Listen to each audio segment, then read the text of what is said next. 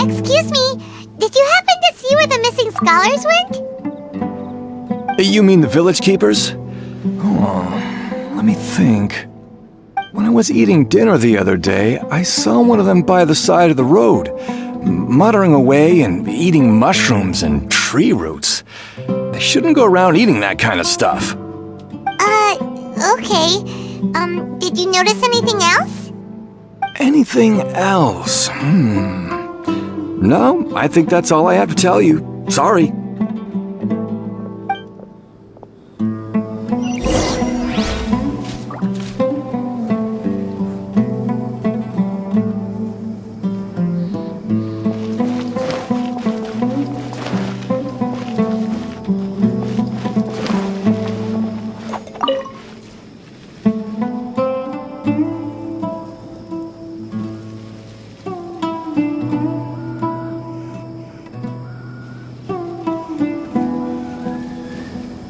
The scholars that have gone missing. Have you seen them? Those eyes. Those fierce eyes. You look like a real fighter. Don't change the subject. Right. You were asking about the mad scholars. I think it's been a few days since I last saw them. I usually go to bed pretty early, so I'm not too familiar with what goes on at night. But honestly, I feel quite sympathetic towards them. Even though they act a little strange, they've helped me in the past. If it weren't for them, my house would have collapsed long ago. Do you also think Grandpa and the others are good people? Grandpa? Oh, hello there. It's little Isak. You mean that nice man who looks like your grandpa's long-lost twin, right?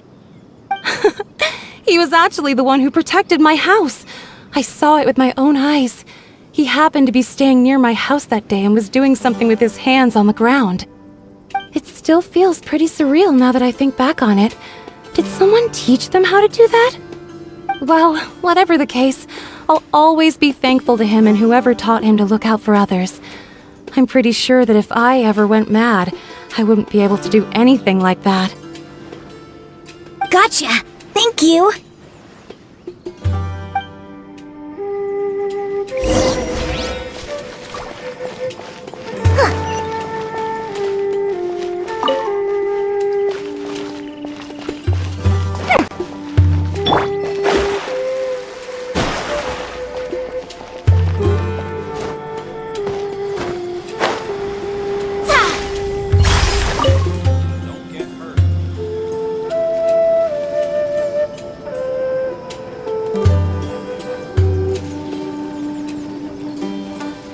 Sir, have you seen my grandpa recently?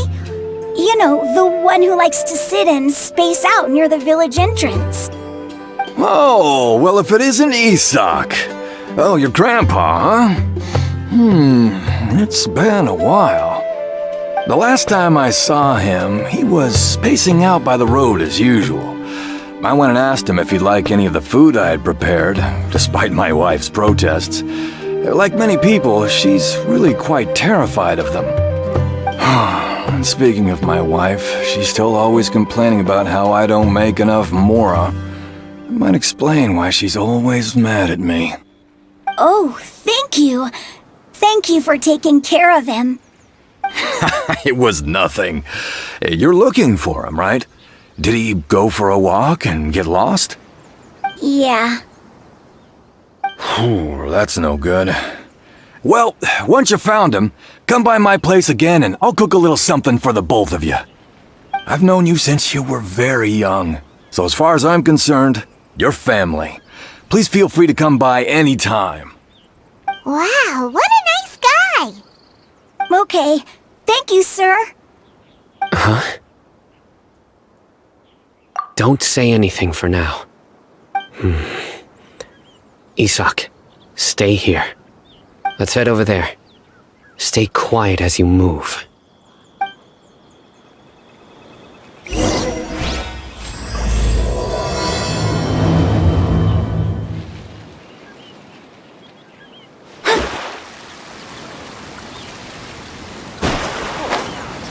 all a bunch of nonsense. Is the Scarlet King really gonna come back from the dead?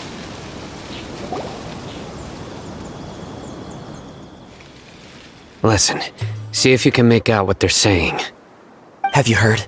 The mighty Scarlet King, the sovereign of our faith, will soon return to this world. Yes, of course I have. The Scarlet King is the one and only true ruler of this land. I've never believed in any other gods. Still, you say he's coming back, but it sure doesn't feel like life's about to change around here anytime soon. What's your proof? Haven't you noticed? The village has been getting more deranged scholars than ever. Delavar was saying that many people also went insane just before the fall of the Scarlet King's civilization in ancient times. We don't quite know why, but it seems like there's some sort of connection between insanity and the Scarlet King. Isn't it a sign of the Scarlet King's power that all the mad scholars have disappeared? If you ask me, they must have been chosen as the final sacrifice for the Scarlet King's resurrection. Huh. Now that you say it, that does make some sense. Does this mean our lives are finally going to take a turn for the better? Exactly. Those city folks will get what's coming to them. Now, repeat everything you've just said from the very beginning. Huh? Who are you? Where did you come from? My patience is running thin. You heard what I asked.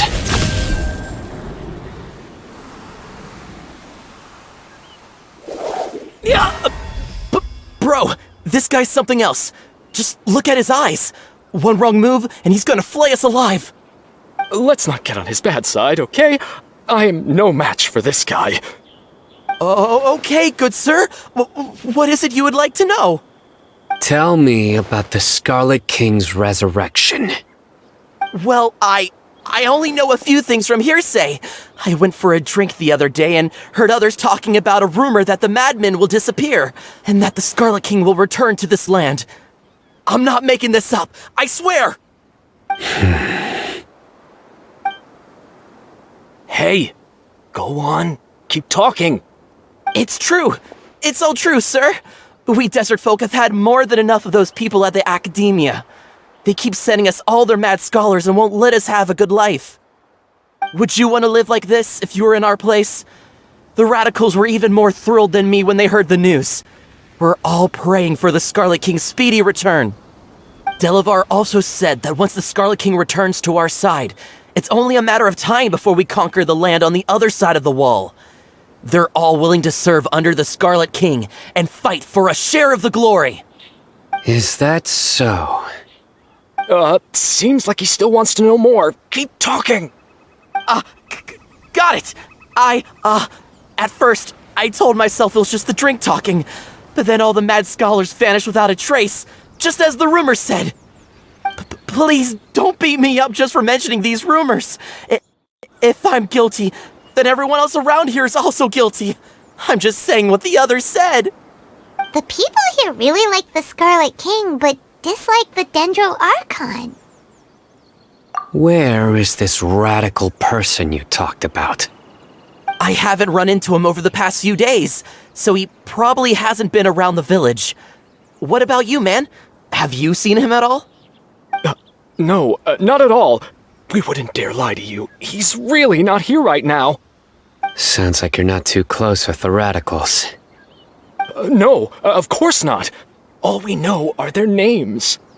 I have many ways to stop you from talking, and many others to stop you from sending warning messages. So you'd best just stay home and hope I don't hear of you trying to contact anybody. Don't do anything until I've gotten to the bottom of this. Try something foolish, and even Candace won't be able to protect you. Yes, got it. We'll do just as you say. That scared Paimon half to death. Sino is pretty terrifying. He didn't try to reassure us at all. It's like he's used to hearing that. Oh, Paimon bets lots of people have told him that before. I heard that. Sorry. It's part of being a Matra. The rumor we heard just now seems like a strong lead. But we need to check a few more places. Very well. Isak! I'm here. Where's your grandpa's house? Well, I can take you there. Just follow me. I hope I can be as cool as Candace. Join the aeroplanes.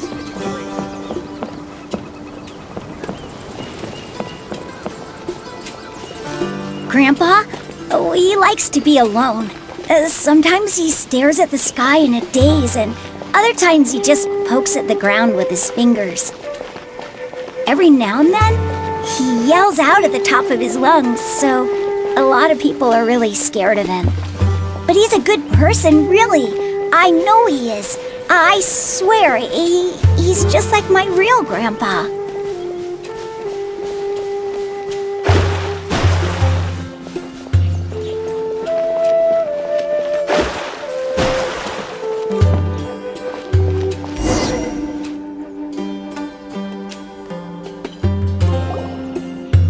This is where Grandpa usually stays. There sure isn't much here. No. Incense? Please don't say it's the same one as before. But are you okay? Are you getting dizzy or need to lie down? There's a scent that you can sense, but I can't. A certain traveler here once passed out from that smell. Thankfully, Tainari saved the day. And then he gave us a long lecture to explain all about how it worked. So, you know Tainari? Huh? You know him too? Are you two friends? Yes. Now that I concentrate, I can also make out the scent of incense. Wait, surely Tainari didn't lecture you too? No need. Did you first encounter this scent at Tainari's house? In the forest. From a scholar.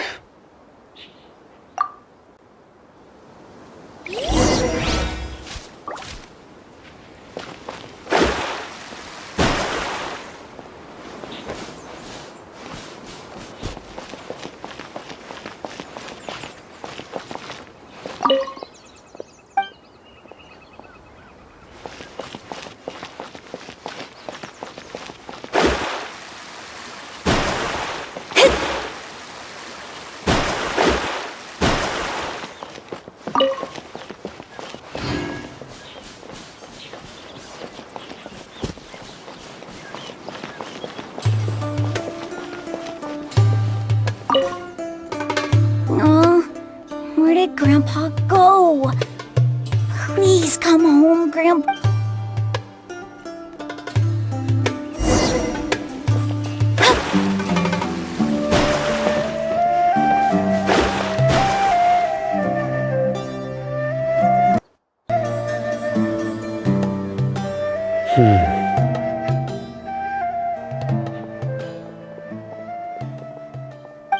What are you looking for, Sino? Here it is. Take a look right here. Paimon doesn't see anything. Although the traces have been completely buried in the sand, there are footprints here. From the size and shape, they belong to an adult male.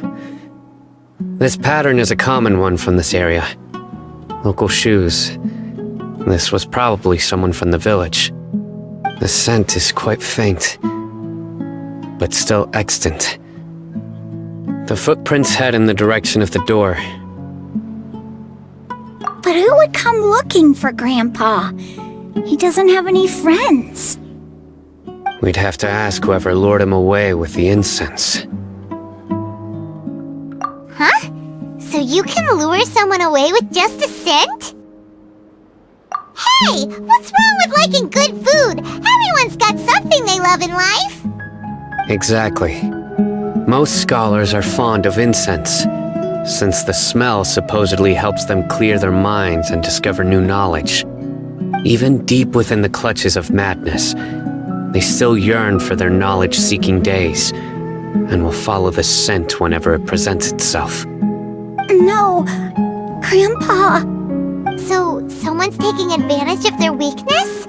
Huh. Still, why would anyone want to abduct all the scholars? Are the rumors really true? Could the disappearance of all the mad scholars have something to do with the radicals? It's highly likely.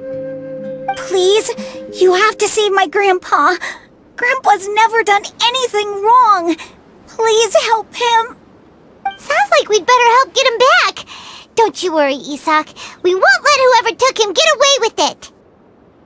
Let's head to Aru village and inform Candace and the others about what we learned here. After that, we'll set off to find the scholars.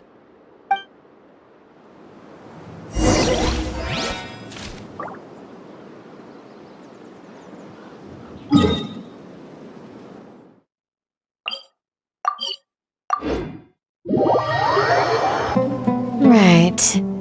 The darker fabric definitely looks a lot better. That'd be my choice, too. We're back, Candace! We've got a lot to tell you. Ah, welcome back. Sounds like everyone's friends already. Oh, Dia's here too! You bet. So, everything goes smoothly? Reasonably. Alhaitham didn't go with you? We haven't seen him at all. Huh. I saw him around the village entrance earlier and figured he was investigating with you. I guess he must have gone off on his own. Did you find out anything useful?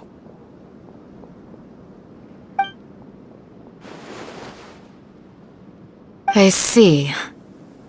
So someone used a kind of incense to lead the exiled scholars away from the village.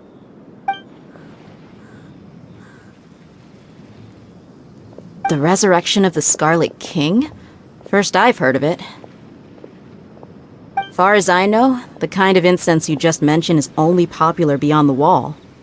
Scholars are fond of it, but as you can see, there aren't many scholars still studying around these parts. No seller would be able to make a profit here. Not to mention making incense is a labor-intensive process. You won't see anybody in the desert with the patience to make or sell something that requires that kind of effort. It seems someone from beyond the wall must have been supporting this. Makes sense. So what should we do then? Do we go back to the academia and search for leads there? If it was any other day, that would be your next logical step. But today, you've got me on your team, so you get an extra tip. Didn't you say that the villager got his news from the tavern? Well, I also like to drink at the tavern, so I know a thing or two about these radicals he mentioned. If Paimon remembers correctly, the leader of the radicals is some guy called Delavar. Ah, yeah. Delavar, the scar-riddled bandit, Engur, the wide-eyed butcher, and Jabari, the duck-tailed bearded crook. The whole lot of them are known around these parts.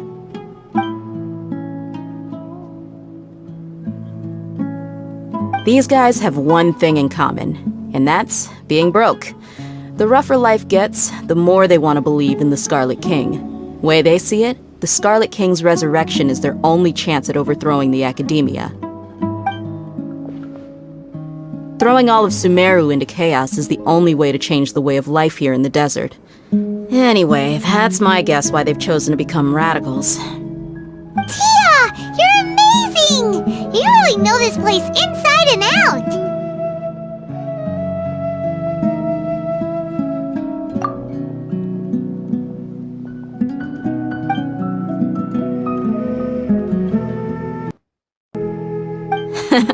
No merc can afford to slack off on gathering intelligence. Every mora I've spent in the tavern has been a valuable investment. Let's head out. Now hold on, you're staying right here, Sino. Why? Aru Village is not a big place. Outsiders stand out here like a sore thumb. I'd bet word about you has already gotten out. The desert is unforgiving, so the way of life here is also a lot tougher than on the outside of the wall. You survive on making connections out here. Compared to you, mercs like me are just third-rate amateurs. I've got no actual fighting skills to speak of. But that also makes it a whole lot easier for me to gain the locals' trust.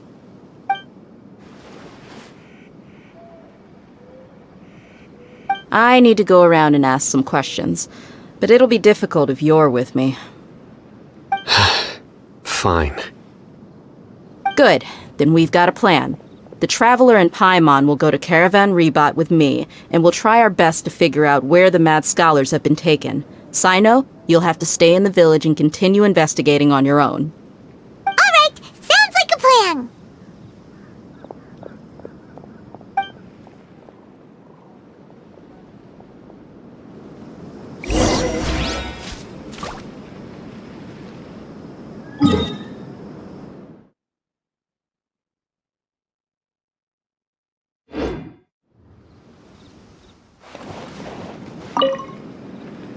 Sino, please don't take offense. I'm sure Dia just wants to help everyone solve their problem as quickly as possible. That's why she can be so straightforward at times. I don't mind. Ah, I see. Well, from the way you were staring out into the distance, I thought you might have been mulling over Dia's words. No, I'm used to being treated that way. It's natural to fear strength. I take no objection to it.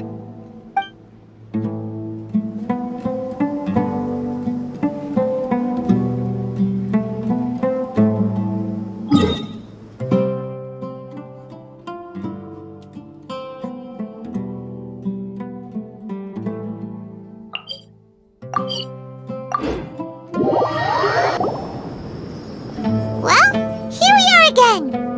Sounds like you're starting to get familiar with the area. Paimon's amazed every time we see the wall of Samiel. How can a wall this tall even exist? It's almost unreal. I know what you mean. I had the same question every time I walked this way when I was a kid. Also, why is this high wall here? And can a wall really block sandstorms? It was only after I grew up that I realized the wall of Samiel isn't just there to keep out the sandstorms. It serves a more important purpose, keeping out people like us. Sumeru is run by wise and mighty sages. To them, us desert dwellers are nothing but tools that can be used and discarded at their whim. We're cheap labor, like livestock, but easier to control. Nothing more. Even if a child from the desert got the chance to obtain an Akasha terminal, almost all their requests for knowledge would be denied. The academia believes we're underserving. Geniuses like Sataria are 1 in a million. The other children never get a single chance to try and rewrite their fate, even though the academia knows very well that we're humans, just as they are.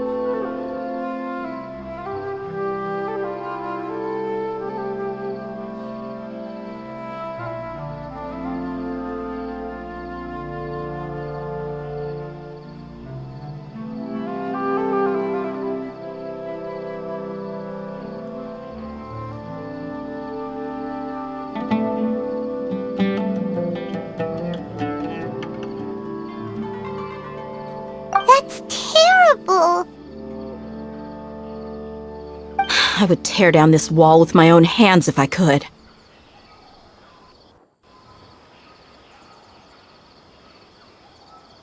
Hey, Dia. You're not thinking about doing anything scary, are you? No, not at all. This place just gets me thinking, that's all. Besides, we're here to procure information, aren't we? Yep, we gotta catch those... Shh. Caravan Rebot is crawling with people, so be careful what you say. We don't want anyone to find out what we're here for. Our mission started the moment we arrived here. Let's go check out the tavern. Maybe we'll find someone I know.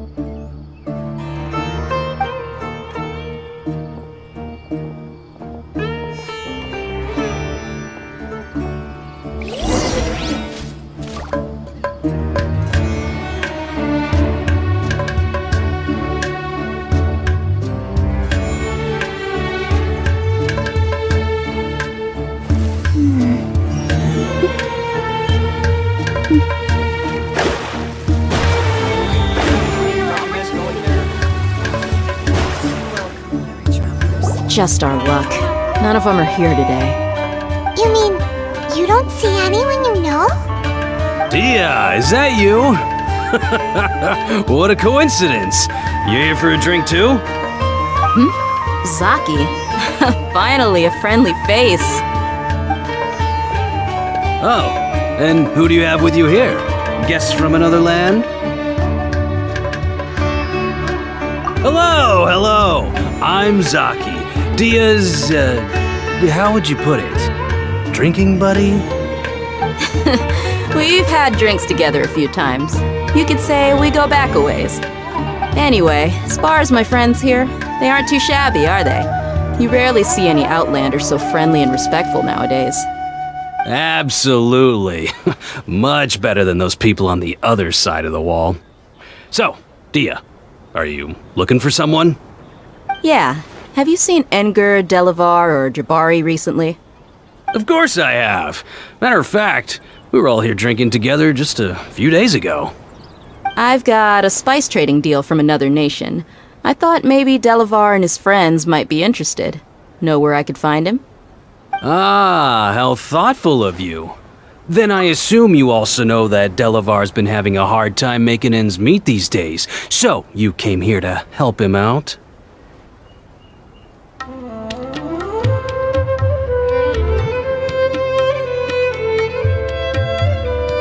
Hey, keep it down. Let's just say I prefer to keep this deal a secret. Y'all at Caravan Rebot are like family. If there's more to be made, why not do it together? Besides, Delavar and his friends have muscle. They'd be a good fit for escorting the goods. Yes, how considerate of you. Delavar's my friend too, so of course I can take you to him. Come with me.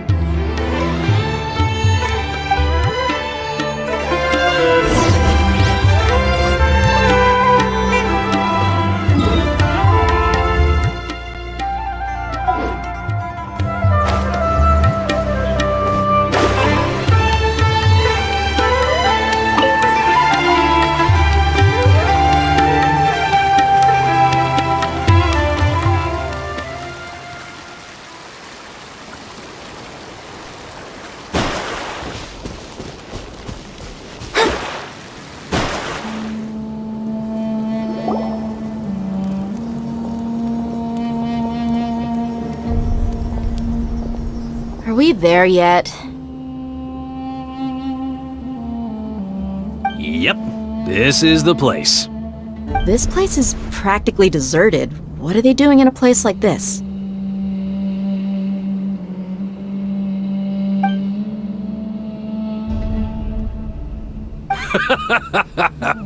Why don't you take a guess? Go on, a wild stab in the dark.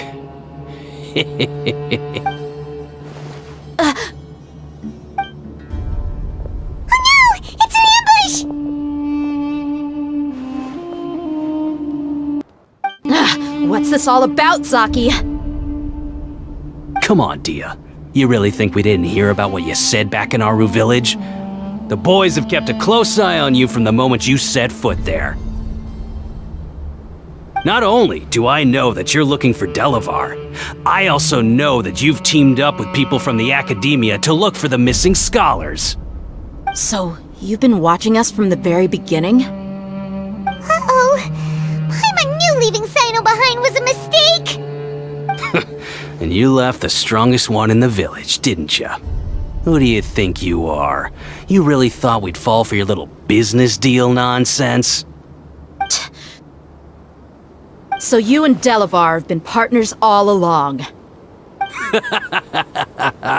Dia, I guess it's only natural for a traveling mercenary like you to be out of the loop. Those of us who hang around the tavern have stronger bonds than you think. But you got one thing right. We're all looking forward to an uprising in Sumeru.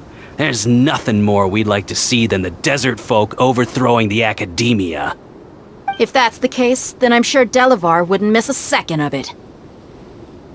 I'll be honest with you, if it weren't for what you said in the village, your little monologue about the Wall of Samiel would have convinced me that you're one of us. Delavar. And Enger, you're here too, huh?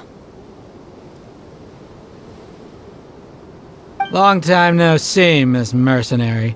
You should have known the traitors are what us followers of the Scarlet King despise the most.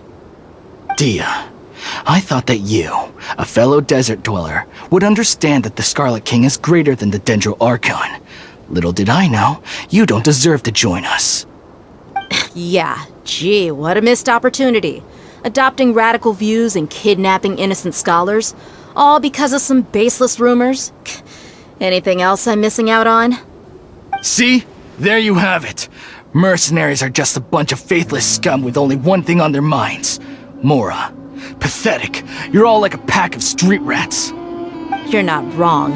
Mercenaries are driven by Mora, and my faith lies with whoever's paying me. As long as there's a profit to be made, anyone can become my friend. Enough talking! Get him!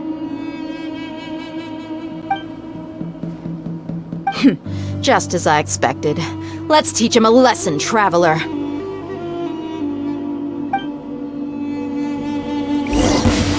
Just following orders.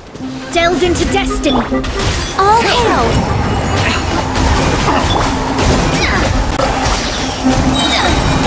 Written in the stars.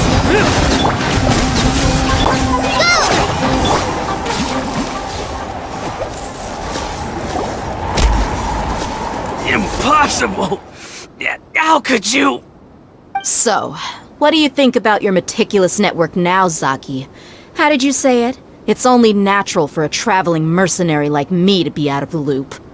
I'm guessing your informant told you that I'm just an incompetent merc with no real fighting skills, correct? I mean, that is what I said after all. And of course you would believe everything he reported. The only thing you know about me is that I'm a mercenary, but you've never seen me in action. Even though you heard we went to handle monsters together, you believed that Candace was the only one doing all the real fighting. That so-called Flame Mane is just a fraud. She admitted it herself. She just uses her connections to gain the trust of others. That's what you thought, right? Ugh. You lied in the village because you figured that we'd have people watching you. And you were stupid enough to fall for it. I figured as much the first time we drank together. You all thought you were so smart. Pathetic.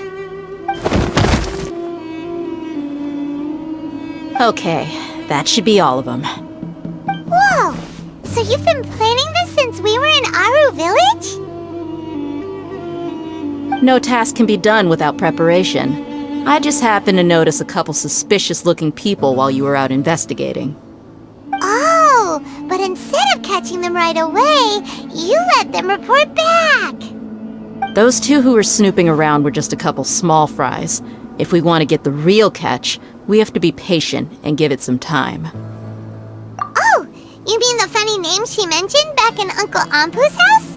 The wide-eyed butcher, scar-riddled bandit... Paimon can't remember them all. That's just a bunch of drunk talk. Enger and Delavar like to talk themselves up when they're drinking. Enger, the wide-eyed butcher, and Delavar, the scar-riddled bandit, are the nicknames they came up with for themselves. Alcohol has a way of making people share what they really think. So Edgar and Delavar are always rambling in the tavern about how the Scarlet King is a superior deity. What about Zaki? He's just a numbskull who fell right into our trap. Zaki was probably the best hidden of them all. My initial plan was to find Delavar first, and then try to track him down. That's what you wanted to ask when we were at Uncle Anpu's house, right? Jabari is one of the villagers you talked to. You know, the one who wanted to treat Isak and his grandpa to some food. Wait, so he's a radical too? No, he isn't. I just needed to tack on a random villager name to make the eavesdropper think that I was making some wild guesses based on my impressions. Wow! What a genius idea! Well, that's an expert mercenary for ya! Ah, you're too kind. It was straight from the usual playbook, if I'm honest.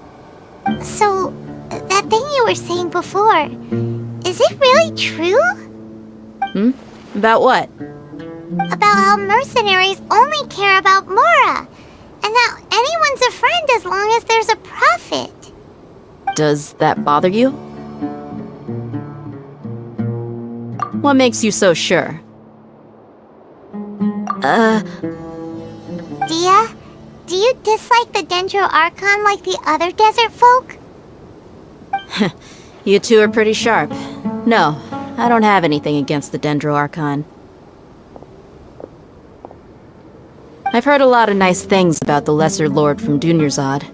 I can understand her devotion and gratitude. Dunyarzad's just an ordinary person. There's no way a god would be so involved in the lives of everyday people, unless they were truly compassionate. I've begun to realize that the sages are behind everything that's happened recently. The radicals' blind belief in the Scarlet King, making the Dendro Archon out to be an enemy. It's all the Academia's trickery. But I see through it all. And unlike them, I can never be hostile towards anyone who's never done anything wrong. Dia. Anyway, looks like we're done with business here. Traveler, lend me a hand. Let's tie him up and bring him to the village.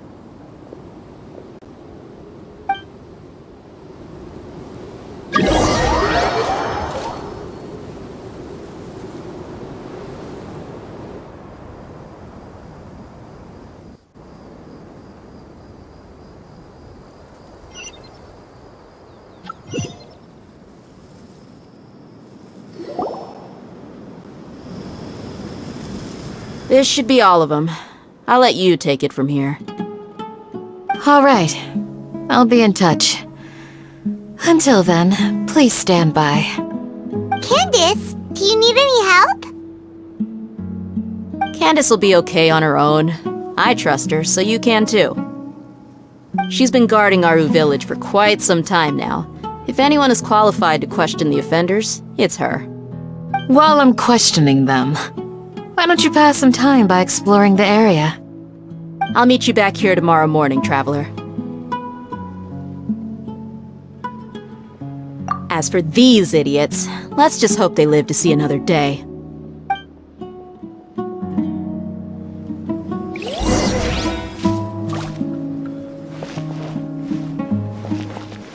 You heard the question. Now answer me! Ugh!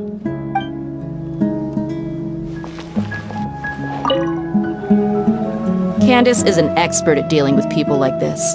All we have to do is wait for her word.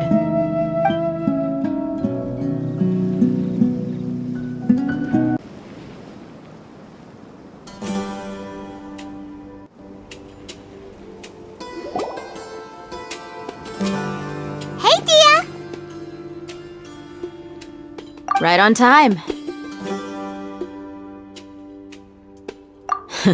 We'll know any moment now. Paimon's been wondering. You seem to know Candace pretty well. Have you been friends for a long time? We've known each other for some time now. She's a pretty interesting person. Even though she's an extremely strong warrior, she never misuses her powers against others. Oh, Paimon knows what you mean. Like a lot of martial artists say, never take the fight outside the ring. Yep, I guess you can put it that way. It takes strong convictions to be as dedicated as she is, and shoulder that kind of responsibility. Us mercs, on the other hand, we pretty much live from one day to the next. Well, Paimon thinks you're great too. Really? Thanks for that.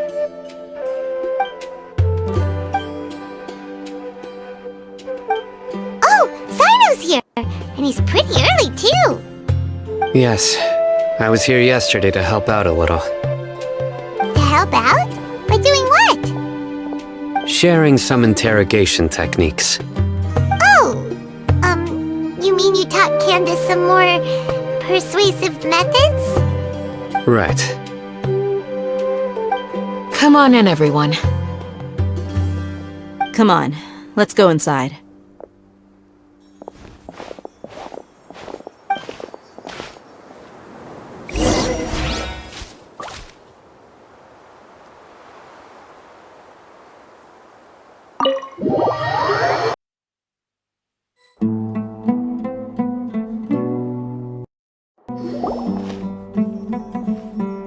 Candace, where? Whoa! You look furious! Do I? Huh. What gave it away? Oh, there's no mask that can hide true bloodlust. Cover up your eyes, and it'll still show itself at the corners of your mouth. Perhaps I need to work on my composure. Still, it's perfectly understandable why I'm angry. I'm sure everyone present would agree. Yes, ma'am. Please, don't beat us anymore. We're gonna die. Well, looks like Sino taught her well. You fear death yourselves, yet you do not hesitate to place the lives of others at risk. The absurdity is mind-boggling. The ones you call mad scholars are known to us as the Village Keepers. They are vital members of our community, and some even count them as family. You come here, to my village, and you treat my people as nothing more than stepping stones towards your goal. Tell me, what would you do to you in my position? Mercy! Please have mercy! You've made your bed. We may both be desert dwellers, but there is one thing that I understand better than you. The resurrection of the Scarlet King will only result in war. And war serves no one. The people of Aru Village care little about which god is in power. Life may be tough and tiring, but we wish to preserve our way of life. A war would only cause us to lose all that we have. And that is not a responsibility that you can afford to shoulder. We understand. We're sorry! I'll tell you everything I know, please. Just let us go. I'm listening. You might not believe this, but it wasn't us who came up with this idea. Someone was spreading rumors in the tavern. That's how we ended up hearing about the Scarlet King's resurrection. Some mystery man told us that mad scholars will make the perfect sacrifice to usher in the Scarlet King's resurrection. They give their lives, and we can get anything we wish for. They're called Village Keepers. Slip up again, and you'll regret it. Yes, sorry. It was all that mystery man's doing. He told us to spread word about the Scarlet King's resurrection and talked us into helping him. In return, he said he'll help facilitate the resurrection process. I'm not sure. That's one. Huh? One what? Strike. You get a total of 3. Then, you die by my hand. Wait, I'm telling the truth! We don't know anything! It was all him! 2. He got us to lure them out of their houses in the night with some kind of incense. We take them to a junction outside the village. Then the mystery guy takes them from there. You gotta believe me, please. I'm telling the truth, I swear. Just ask them if you don't believe me. That was indeed the truth. Traveler, go on.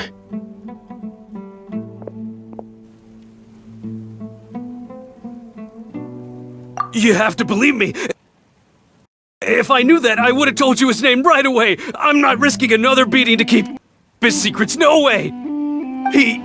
That guy, he wears a cloak, and he's always careful to cover his face. He calls himself the Scarlet King's envoy. I believe I may know what's going on. Uncle Anpu? What do you mean?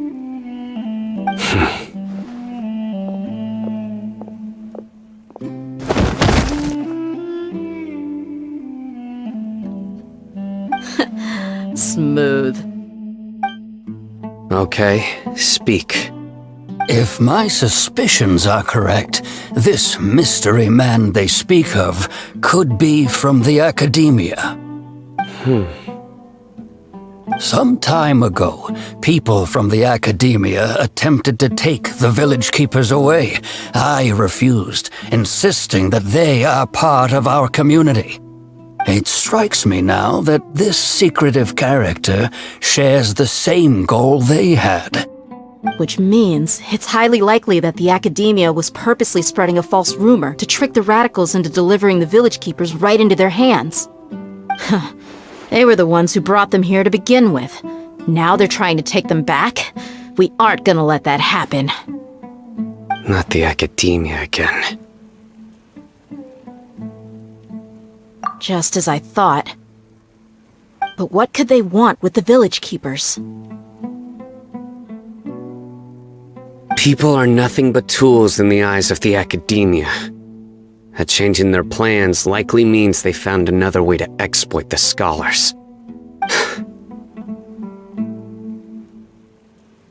Regardless, our top priority now is locating the village keepers. You're right. Isak is still waiting for news on his grandpa. Time to go. Let's leave the village and try to track them down. Yes. Pack up and get ready to leave. You got it. Candace, I'll let you deal with the radicals. Leave everything outside the village to us. All right. Let's meet back here once everyone's ready.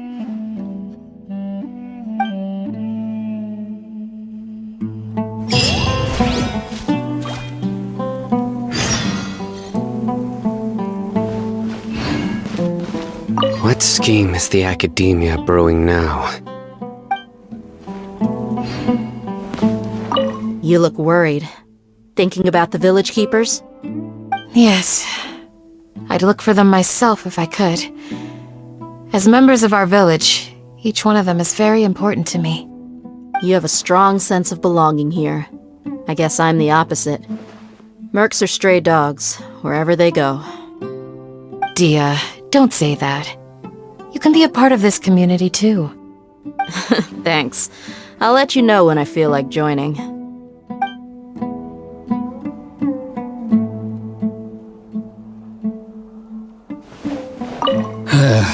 I just hope everyone's all right.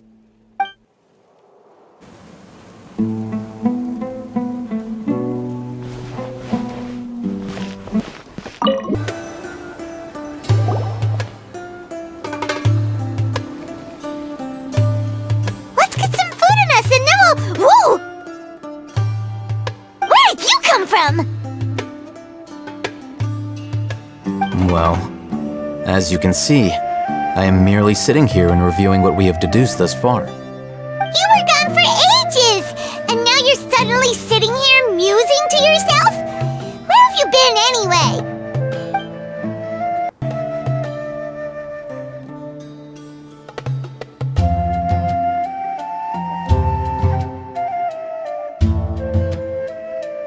Hey, what's with the silence? You never think things through before asking questions.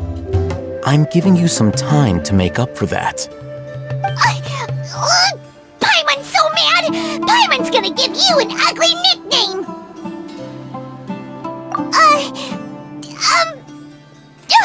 Never mind! Paimon's got nothing. There's just nothing super obvious to pick with this guy. It makes it so hard. Well, you've heard nothing to suggest I left this whole time, so clearly I stayed in the village to investigate. Anyway, you plan to leave Aru village and keep searching for the truth of this matter, yes? Yep. We're not not gonna find out anything more by staying here, so we thought that we might as well take the search elsewhere.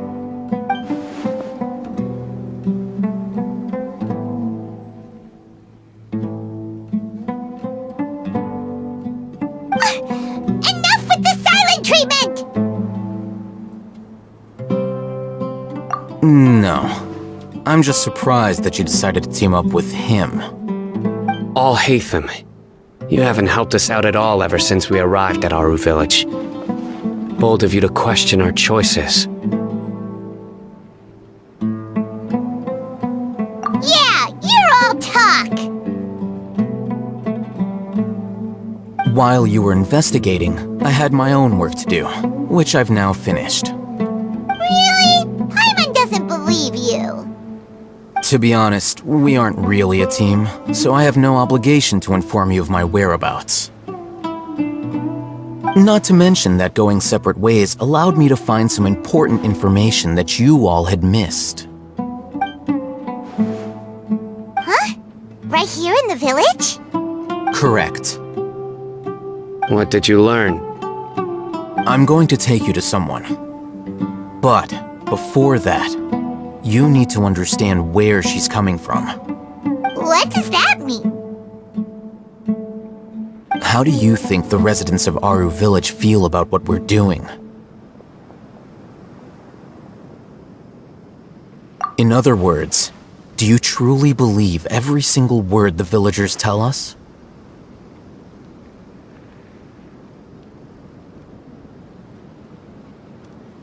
You mean, some of them lied to us?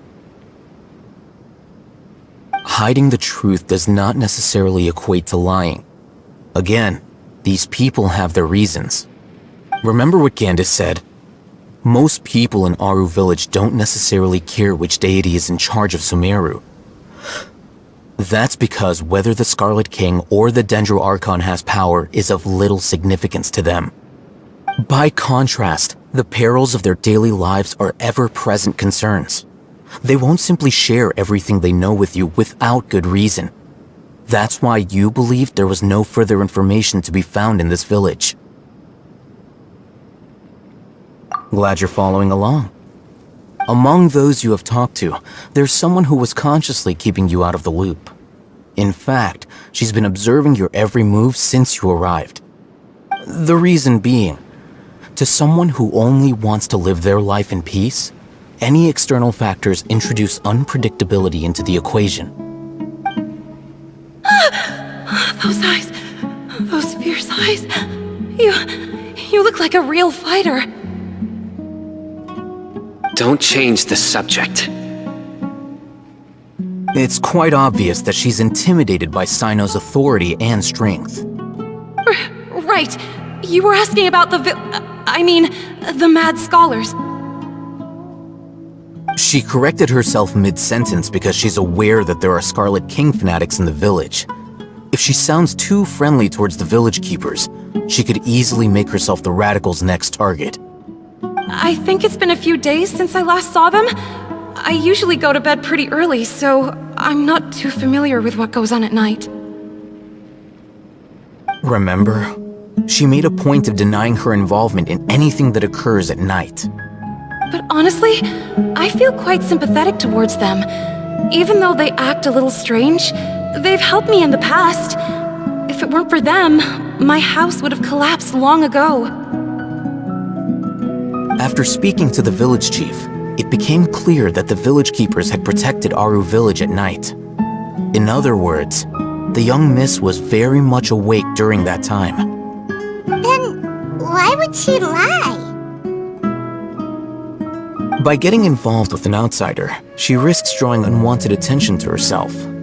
As for why she might be so wary about all this, maybe you should ask her. I'll pass on this one. You said that she is afraid of me. If so, it's best if I stay out of this. We're on it!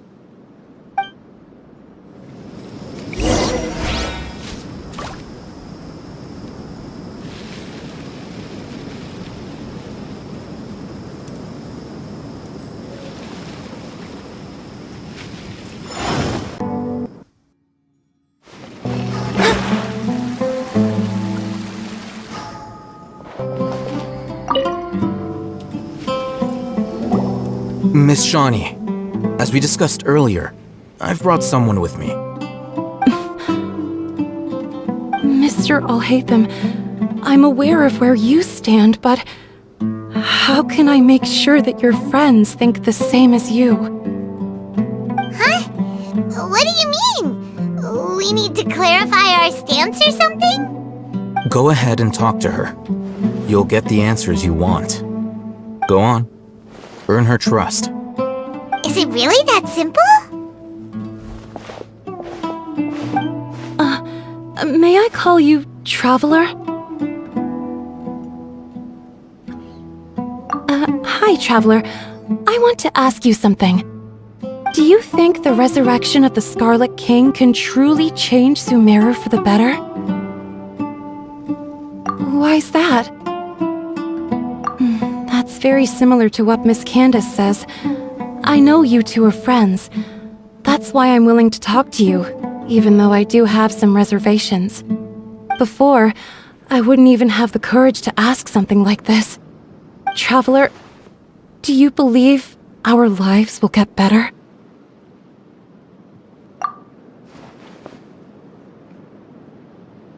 Yeah! We came here from another nation, so it isn't wrong of you to be weary. And we aren't really residents of any one nation. But even so, we've met lots of people from different places, and we've always fought for what we believed in. We have friends in Sumeru, and we want to help them. That's why we decided to stay here for a while.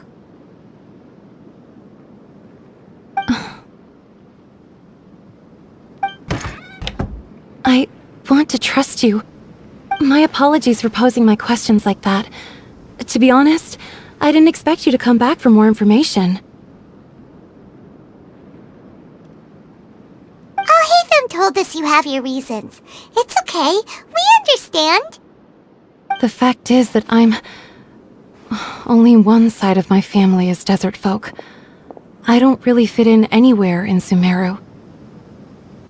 Some believe in the Dendro Archon, while others believe in the Scarlet King. I don't belong to either side, and neither side would want me. Speaking of which, the radicals mentioned that they despise traitors. Do they just think that anyone who's different from them is a traitor? Yeah. Some people can be so narrow-minded when it comes to bloodline and beliefs. It makes no difference what I say or how I behave. I'll always be suspected of having ulterior motives. Slowly, I just stopped talking to people. I pretended not to hear or see anything. All I want is to live my life in peace. And then it happened. The village keepers who had helped me disappeared with no explanation, and I didn't dare breathe a word about it to anyone. Until now. You can tell them. I'm sure she'll keep your secret. All right. I'll tell you what I told Alhaitham. I actually have a sharper sense of hearing than most. Sometimes, I hear strange crying sounds in the night. There are ghosts? Perhaps. I'm not sure. It's faint, but it's definitely the sound of crying. It comes from far away in the distance, and always carries very raw emotion. It used to be louder and more frequent, but ever since you arrived in the village, it doesn't seem to happen as often, and when it does, it's much quieter. I have to focus really hard to make it out. I confirmed this with the guards on night duty. They also have someone with a good ear, and he's heard similar sounds at night. But because we're in the middle of a desert, he would rather believe that they are the cries of beasts than ghosts. There's really nothing around these parts, except for an old hospital not far from the village. I think they used to use it for treating Elazar, but it's been abandoned for years. Yeah, let's go!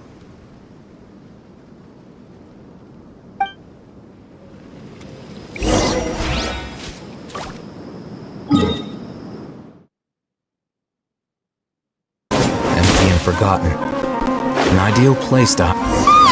Monsters! Watch out!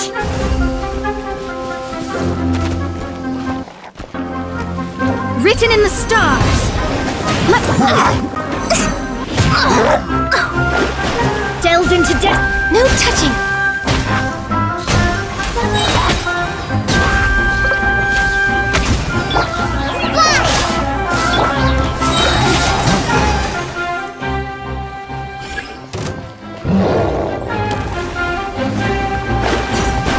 Decided by destiny. My vision is clouded. Shadows of... Just like we rehearsed! Born of ice and frost. For Rex Lapis.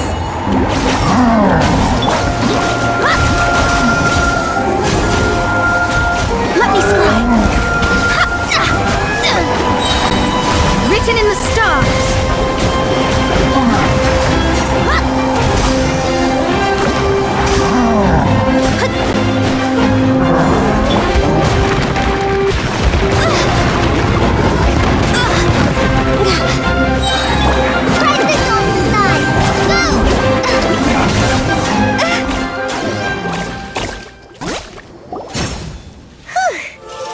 Easier to deal with than Paimon had expected.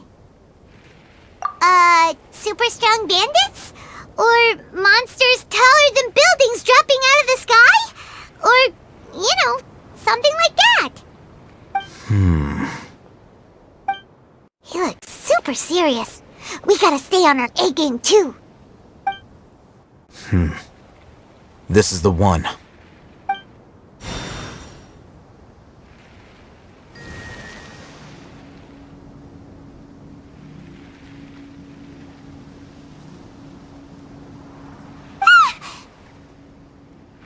Let's go in and take a look.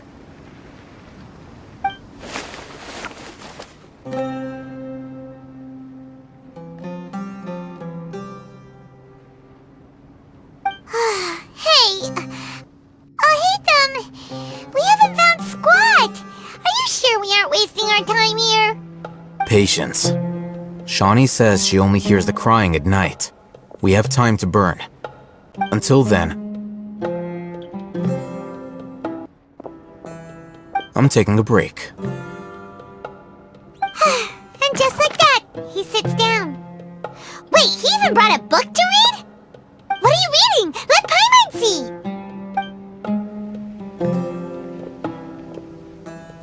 Okay, sure.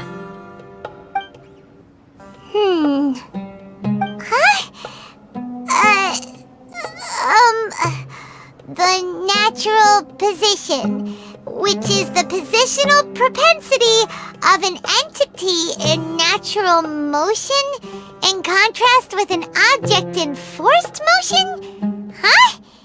When free from external influences, every entity displays the tendency to follow its natural trajectory? So, you got that? Oh, Paimon gives up! You keep reading your book, see ya!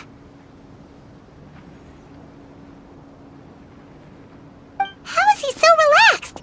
Look at him, reading an impossible book in a creepy place like this.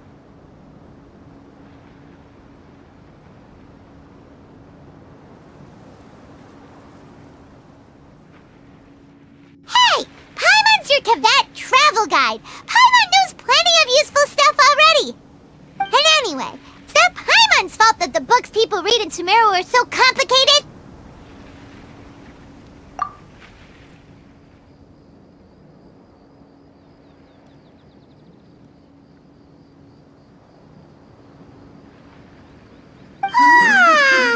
Paimon's getting so sleepy.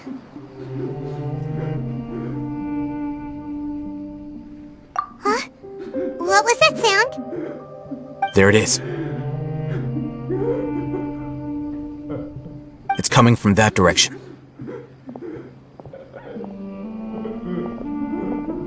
Is the sound coming from here? Huh. Paimon's not seeing anything.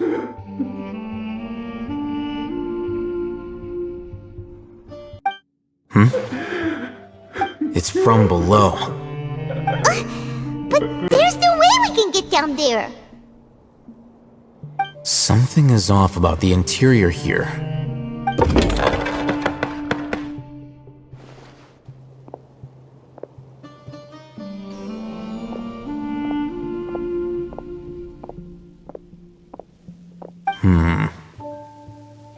As I thought, there's a hidden structure. Wow! It's like they tucked another hospital into this one! Oh, it looks like there are other mechanisms around here. Let's keep exploring.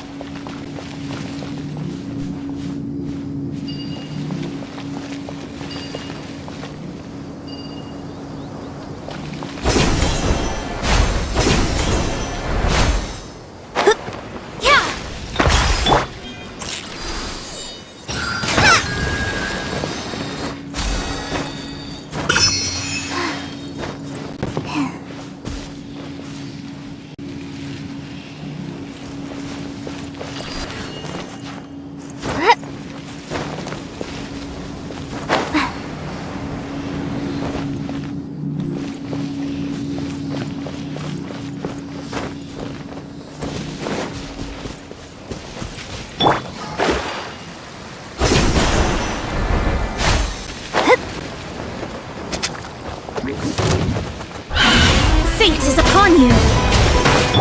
Let's sweeten the deal! Now, Warren! Leave my space.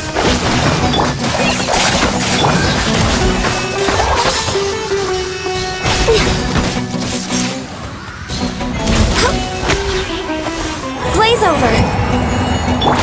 Shadows of fate.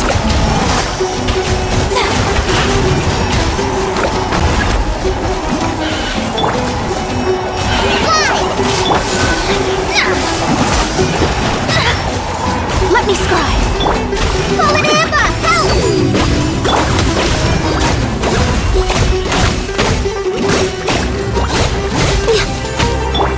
Decided by destiny. Delve into destiny. Go!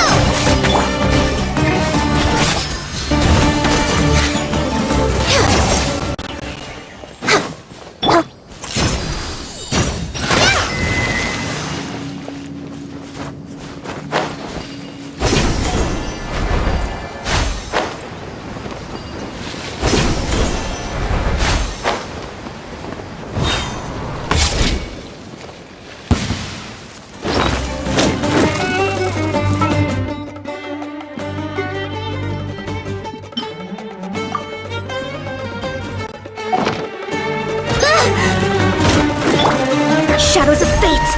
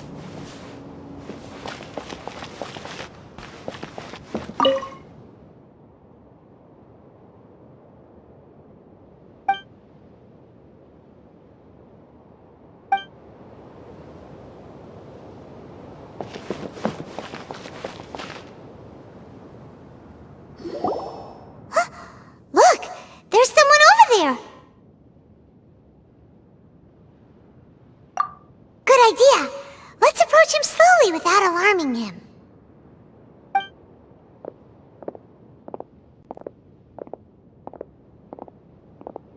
Wait.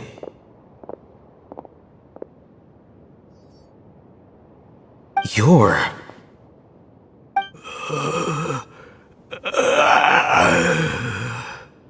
He can't speak, and his eyes are unfocused.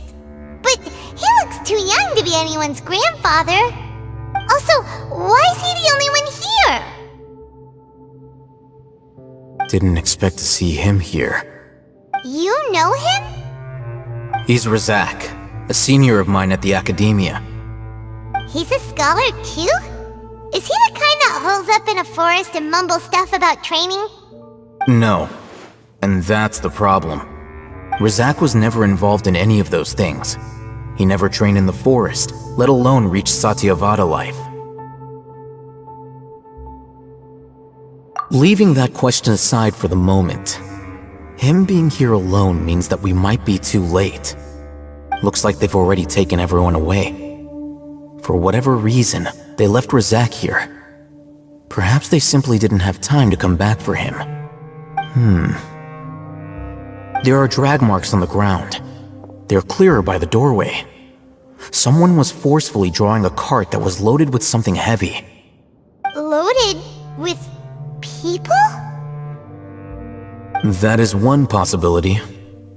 It looks like they were in a hurry, as if they were afraid of being caught. In their haste, they failed to notice Rizak hiding in a corner. The symptoms are identical. Looks like we found living proof. Huh? Why do you say that? Allow me to jog your memory. Recall your time at Port Ormos. Don't you think his symptoms look familiar?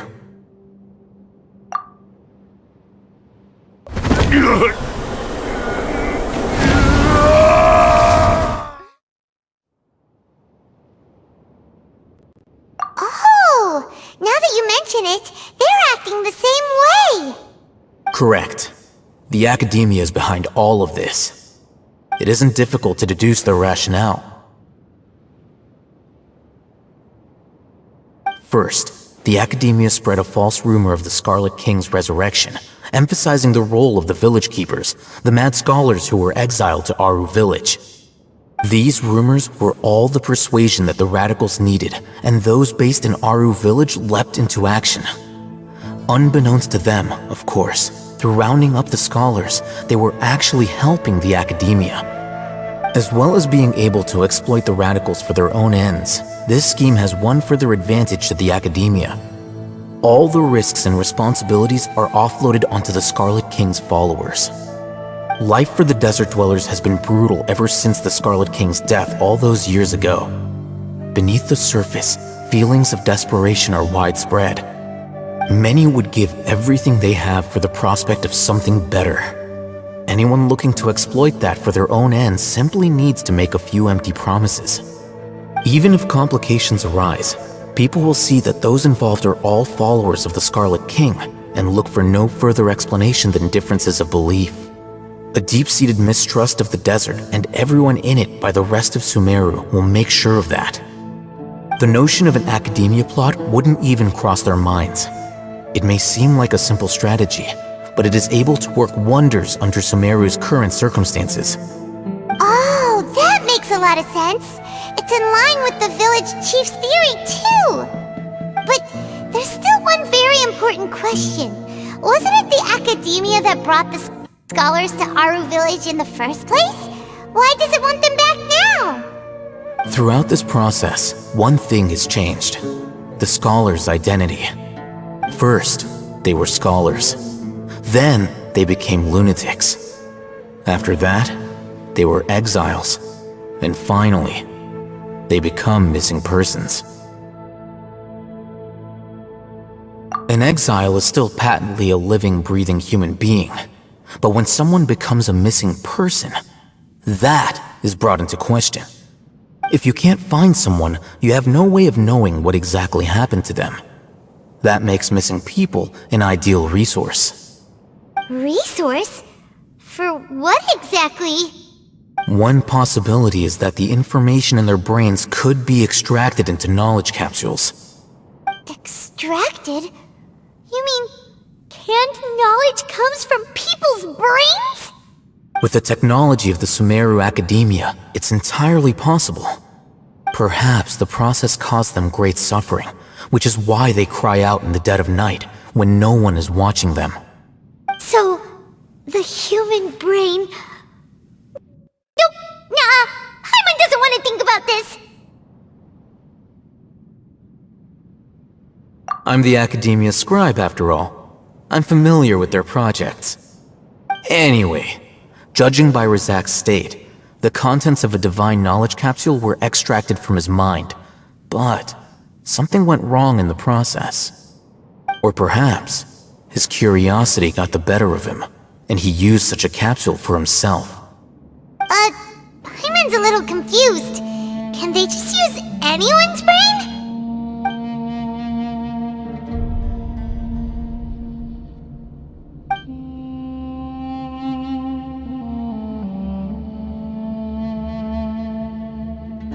The look on your face tells me you've realized the answer. That's right. To some scholars, gaining knowledge about the gods is their entire life's pursuit. Extracting canned knowledge is just one of the extreme measures they turn to. However, I can't help but wonder, what do they seek to gain from divine knowledge? The Academia is going out of their way to look for forbidden knowledge, but what is their ultimate goal? I've spent quite some time trying to analyze the contents of the divine knowledge capsule, but to no avail. It seems like my way of thinking is too different from theirs. You mean you're not even slightly interested in getting your hands on this forbidden stuff?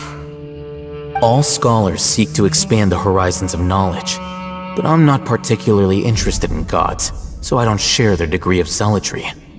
Extracting information from people as if they were lifeless objects? If this is the direction of academic progress, then the Academia may as well shut its doors.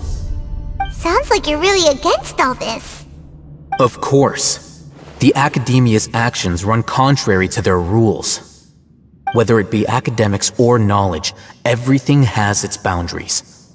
If those lines are crossed, the rules and order that govern everything in the world will be destroyed. This matter needs to be corrected, just like fixing a typo in a book. Wait, didn't you step in to help because you felt sympathy for those poor people? Not to be callous, but no. My criteria are a little more restrictive than that. There is no shortage of suffering in Sumeru, and the same can be said for the rest of Teyvat as well. What do you plan to do about that? Save every last person? Probably not. Paimon's not sure.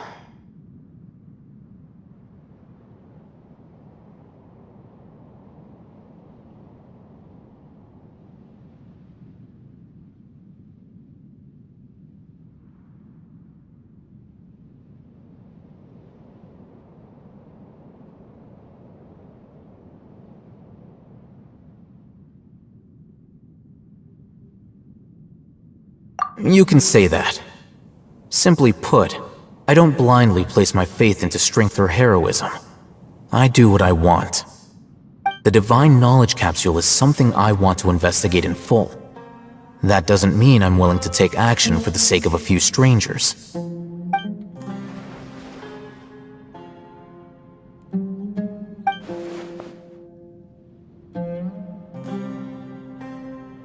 been wanting to say this for a while. There are a lot of bad guys in the Academia, but you're not one of them. You're their weirdo. You're probably right. Though I must say, I quite enjoy this feeling of being the odd one out. Uniqueness is also an asset, is it not? Wow, that's a great way to think about it. Paimon's really impressed. If only Miss Shani had a similar mindset, her life would definitely be a lot easier. I'm just a more likable person than her in general. There's nothing more to it than that.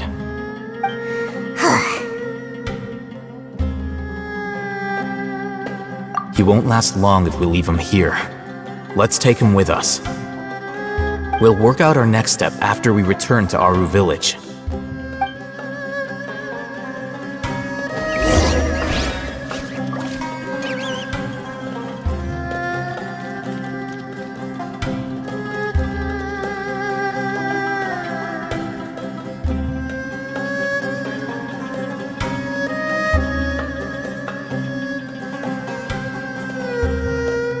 Divination is about precisely foretelling one's written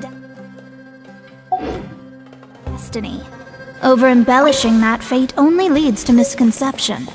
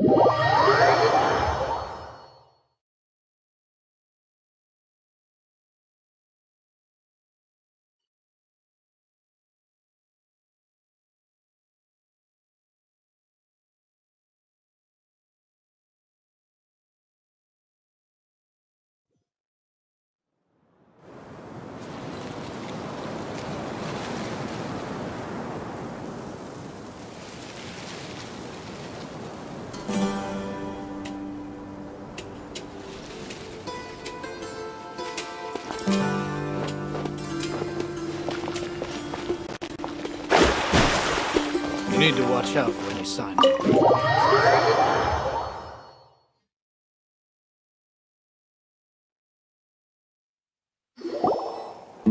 We're back!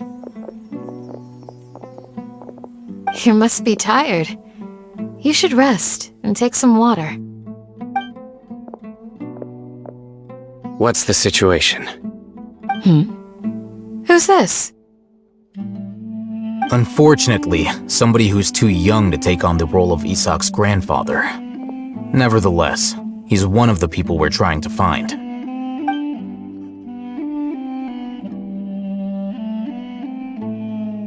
So, at one point in time, the abandoned Elazar Hospital served as the Academia's site for extracting divine cant knowledge. Yep, pretty much! Their plan must have been implemented at some point before we arrived at Aru village, since divine cant knowledge has been in circulation for a while now.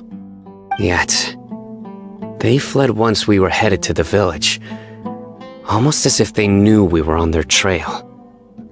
Why is that? Yeah, why is that? We may have a mole in our midst. One of us could be secretly revealing our whereabouts to the Academia. Huh? Are our friendships that shallow? Looks like none of you have realized wherein lies the issue.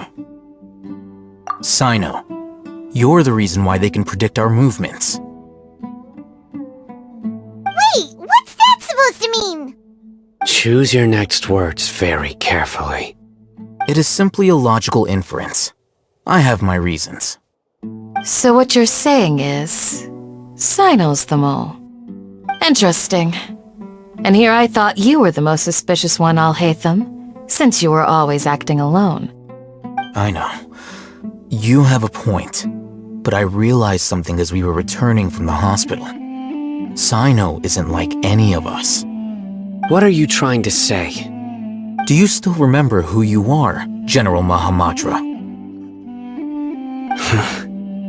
As a Matra, you are no doubt privy to certain kinds of information. Before you can take action against someone, you are required to have all the facts available, including the less than savory details. Simply put, the Academia has traditionally allowed you access to a wealth of sensitive information. Knowing their modus operandi, wouldn't you expect them to take precautions against you? If you want to raise a vicious wolf, you need to make sure that you can avoid its bite.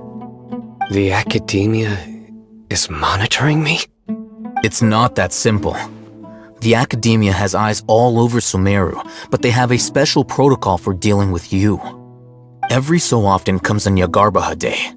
On this day, the Academia enters new information into the Akasha through knowledge capsules.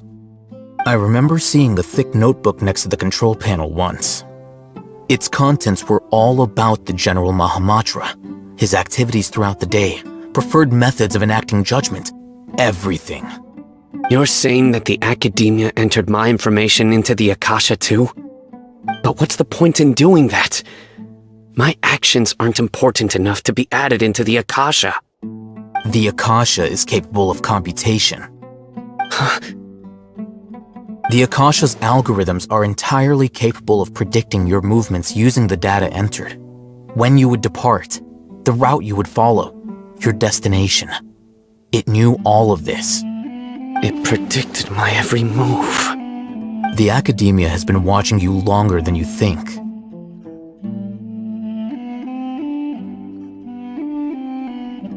So that's how it is. Sino adheres to his principles so strongly that he's actually a thorn in their side. Tenacity of will and steadfast faith are worthless to the Academia. They need scholars who are easily pliable and mindlessly go after anything they can profit from. Sino, don't take it to heart. This just proves how much of a trustworthy ally you are. They escaped because of me. Don't blame yourself. It's not like any of us would have known. I have an idea. If they predicted my movements, then I might be able to guess where they went. Whoa, you bounced back fast. There is always an opportunity for safety after danger passes. Oh, so that's how it is! Paimon gets it now! If the Academia is trying to avoid Sino, then the safest place would be... Yep, that's right! They'll want to proceed in the direction opposite of where I'm going.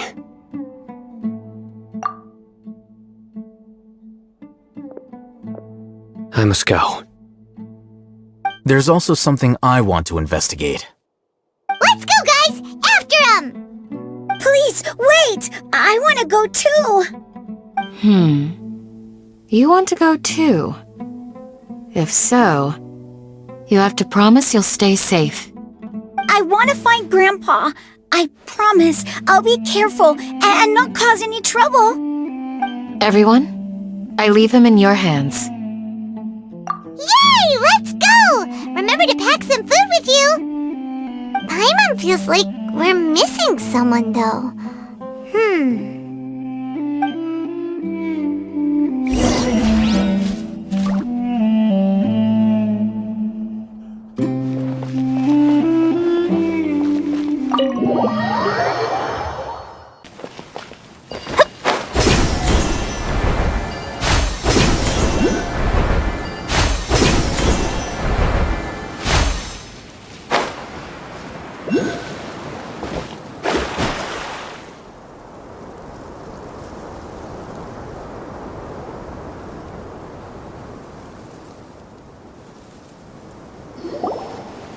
So, where do we go from here?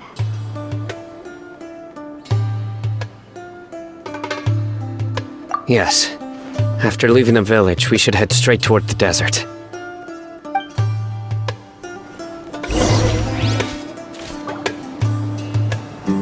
I know the desert like the back of my hand. Is that because you play here a lot? Yep. One time, Grandpa almost got lost in the desert, but I was the one who brought him back.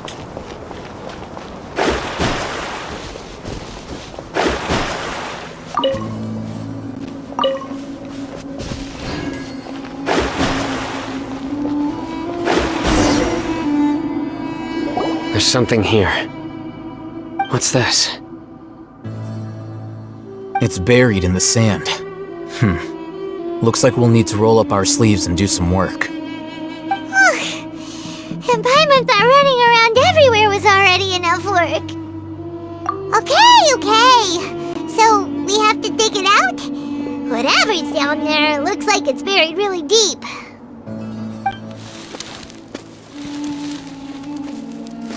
These are likely fragments of an Academia-developed device, something akin to a headset. Looks like there were more than one village keeper. They must have been escorted this way because there are device fragments scattered around here. Let's split up and search the area. Chances are that we'll find other things nearby.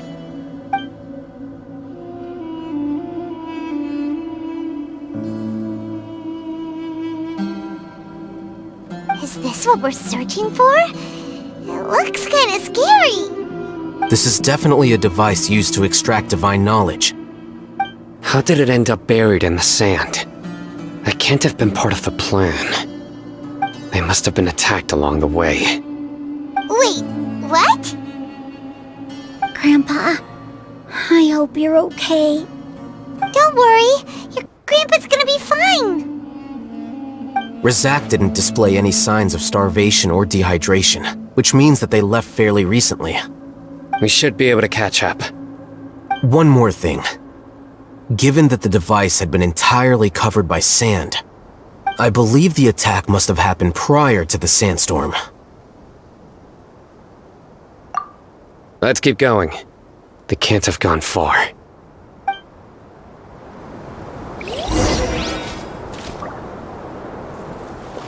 Ugh, but running on sand is so tiring. But you're flying, aren't you, Paimon? Is flying over sand tiring too? Ugh, of course it is!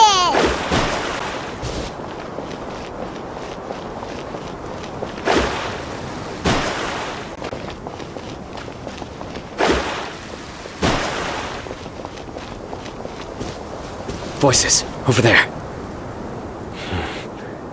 It sounds like an argument. Whoa, you have really good ears.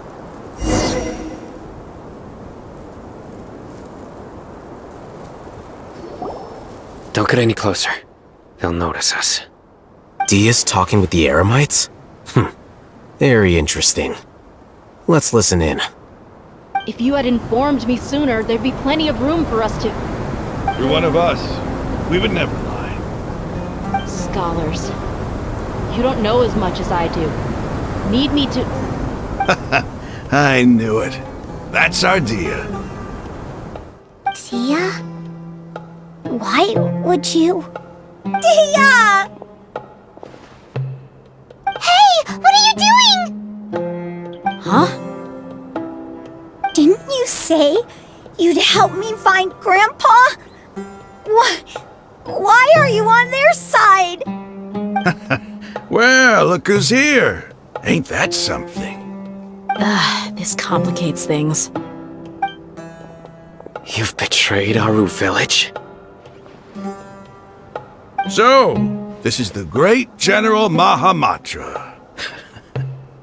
Dear, you'd be better off as my assistant than hanging around with this motley crew. Seen for yourself. I have the means and methods, and my ideals are far more admirable than theirs. I'm not the type that's easily swayed, Raman. You of all people should know that. Wait, what's going on, Dia? Whose side are you on here? Shut it, Paimon. Doesn't matter. Whichever side you pick, nothing could deter us from the grand mission of resurrecting the Scarlet King. Once our Lord of Old returns to this land, we will have a new beginning. Face the facts, Raman. It's not gonna happen. You should understand that more than anyone. Have all your years as a merc taught you nothing about placing hopes in a ruler? I'm a desert dweller and a proud follower of the Scarlet King. Whether I live by the edge of the sword or in peaceful comfort, my soul will always carry this conviction. It's not too late yet. The village mad scholars aren't gonna bring the Scarlet King back to life. You don't understand, my dear lady. Pursuing our faith is our purpose in life. Even if the chance of success is 1 in a million, we must be willing to give everything we have. Even if it'll expose you to the academia? Even if they end up disbanding the Eremites? Your Eremites, which you've worked so hard for all these years? Yes. We've waited a long time for this day to come. The sun and the moon no longer shine here. All you see now is cracks in this desiccated land. But fate has finally dealt me a hand to play against the Academia. With these scholars in our custody, we'll stomp the Academia's forces and fight our way beyond the wall of Samiel. Ridiculous. Think about it. The Academia controls the entirety of Sumeru. Your powers are negligible in comparison. If you still don't believe me, then try asking these two men. They're also against the Academia, but neither of them are as arrogant as you are. They look more like pawns of the Academia to me. Why would I listen to anything the people of Greater Lord Rukkhadevata have to say? Filthy traitors. Your god abandoned all honor and betrayed the Scarlet King. We desert dwellers will never trust the likes of you. It's impossible to communicate with someone so hostile. Perhaps we should. Do you really believe that by kidnapping the scholars, you'll be able to negotiate with the Academia?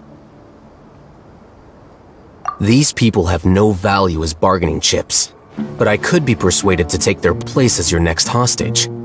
These scholars were exiled from the Academia. I, on the other hand, am their current scribe, and will be a much greater asset to you. Wait, you can't be serious.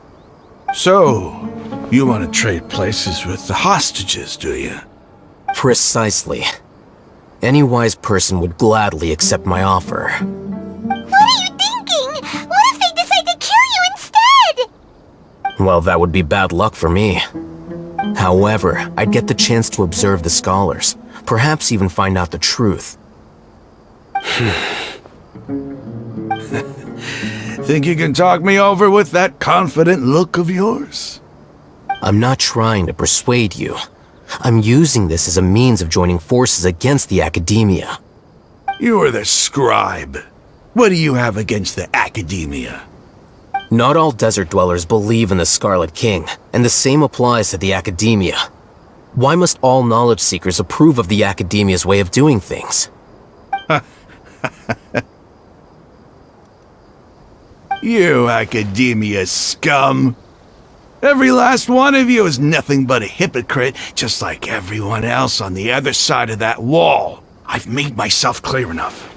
I won't listen to another word from the Dendro Archon's people. Not so fast. I'll hate them. Do you stand by everything you just said? I never make empty promises.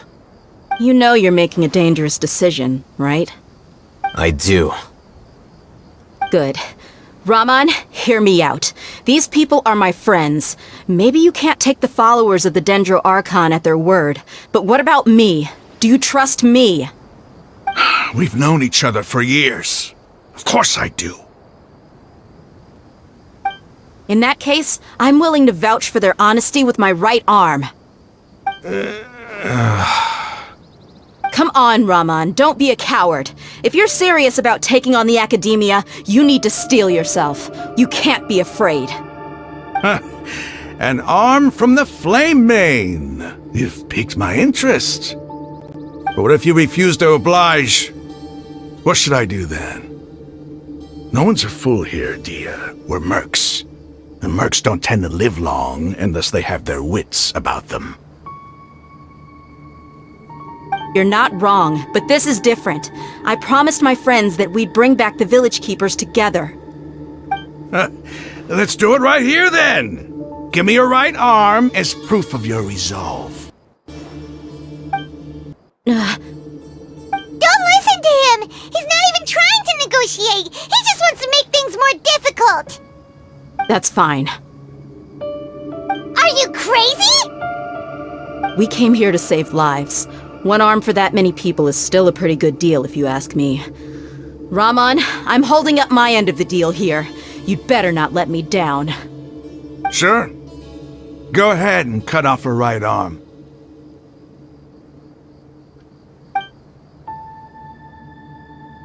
No! Dia! What are you gonna do? Think of something! You don't have to go this far. That's not for you to decide. Do it!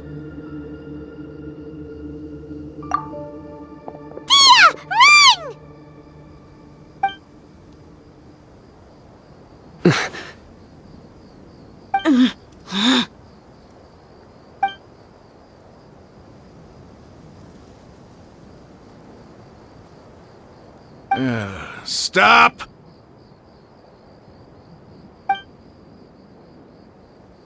What's wrong? Can't do it? Flame Mane, you and I are both desert folk. Cutting off your arm is no different than cutting off my own fingers. Where's the sense in cutting my own kin to pieces?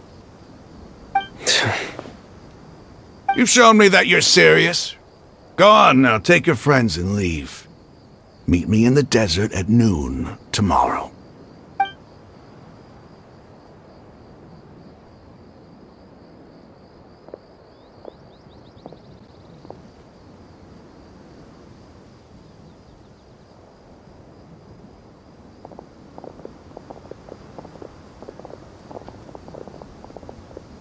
Phew. I was really counting on him not going through with it. Dia! That was crazy! Have you all lost your minds? What if he'd actually cut your arm off? Then I just have to hold my claymore with my left arm. Okay, I'm sorry. But sometimes when you're out on a limb, you gotta double down to seal the deal, you know? Don't ever make a promise like that again. I can deal with the likes of them. If it came down to it, you would not lose to them either. I don't doubt it, Sino. But this is about more than me and them. There's a lot more where they came from. Even if we got rid of one bunch of radicals, there are others out there. Wiping them out would do more harm than good. As you wish. I'm sorry, Dia. I should have stayed put and listened.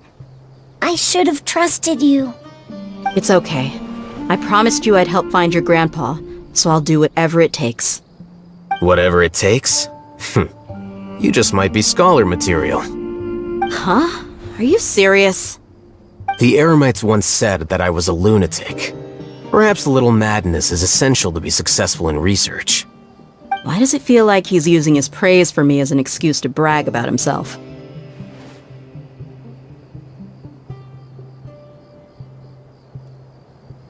Okay, let's get moving. We should head back to the village and rest up. Today was just a trial run. Noon tomorrow is gonna be the hard part.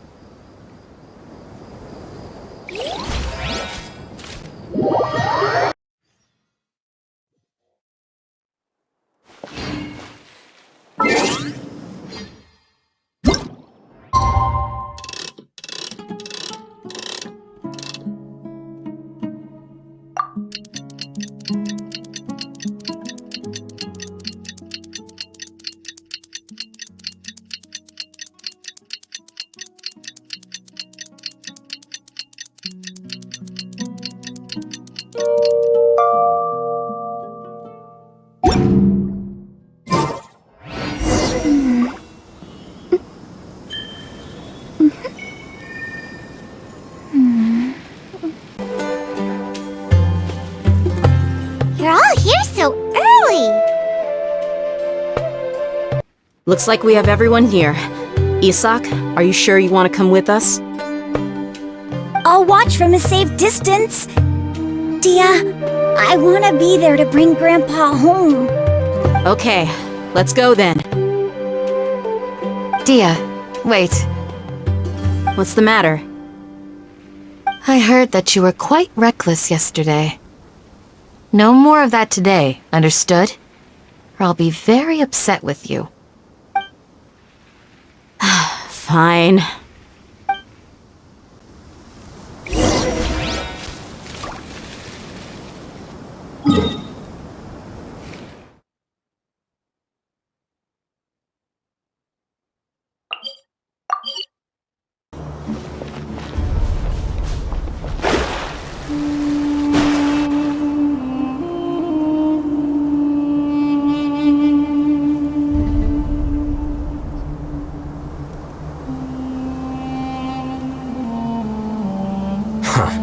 They got here before us. Uh-oh. Is it because Paimon overslept by 5 minutes and held everyone up? Is everything ready? Absolutely. Although, you brought fewer people than I imagined. Bring him over.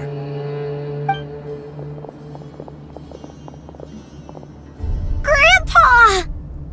Why is there only one of them? Rahman, I've always thought of you as a man of his word. What's this about? It's a one-for-one exchange.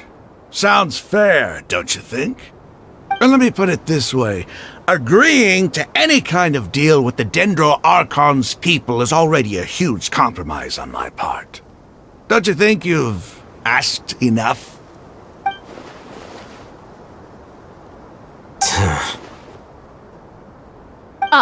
You stay right there!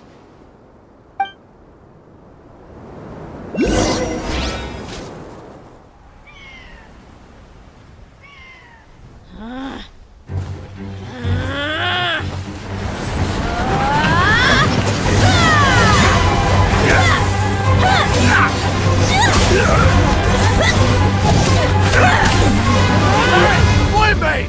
What do you think you're doing?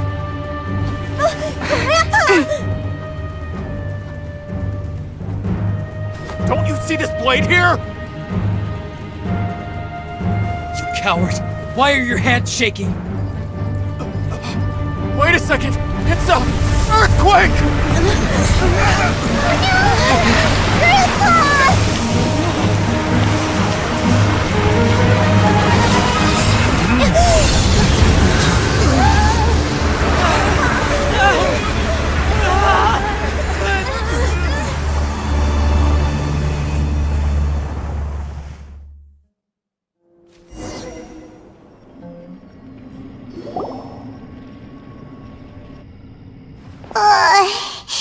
Paimon's dizzy.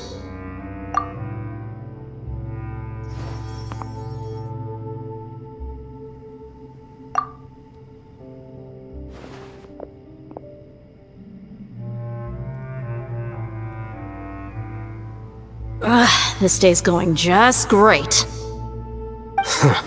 What a nuisance. The sand dune collapsed. I saw an energy field. The village keeper protected us. It glowed green with dendro.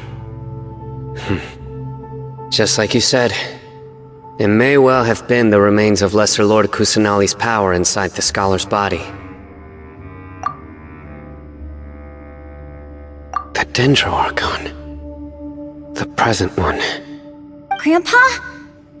Grandpa? Oh no, he's getting confused again. Hey, look around you. Did there used to be a temple here?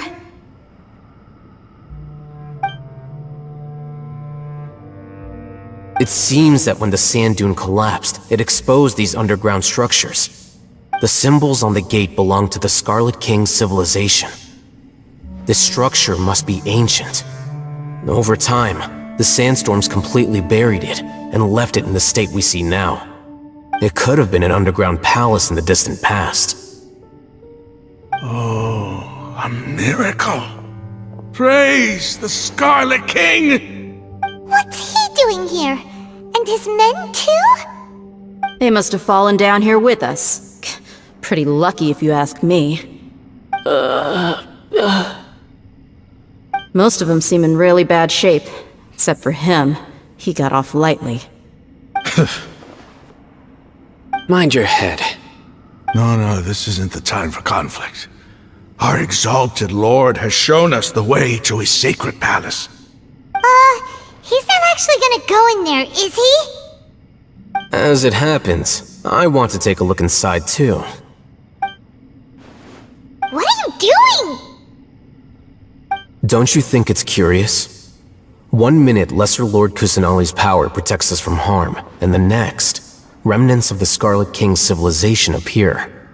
2 major deities are vying to showcase their power to us. It would be a shame not to witness them both. Paimon thought you weren't interested in gods. Indeed. In my view, gods are just a higher form of living being, or creature, you could say.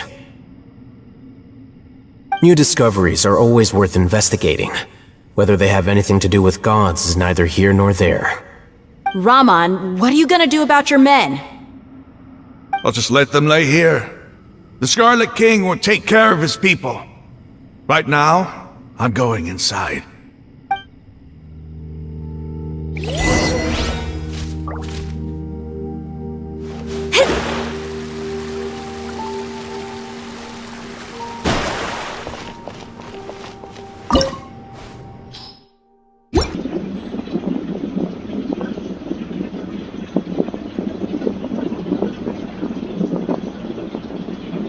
It's full of life here. This defies comprehension. It looked completely desolate from the outside. Yet, it flows with energy inside. Yeah! And there's so many plants! It's so pretty! Sir Raman. What, huh? Me? Do you see another Raman here? Are you mocking me? What do you mean, sir? Interpret it however you want, but there's something I'd like to draw your attention to. While this structure is clearly left over from the Scarlet King civilization, the energy that flows in here is that of the Dendro Archon. Whatever you say, it's not like I have a vision. There's nothing to be angry about. Think of this as an academic journey. It does seem kind of strange. If that's true, then we might have to explore this whole area to find an explanation.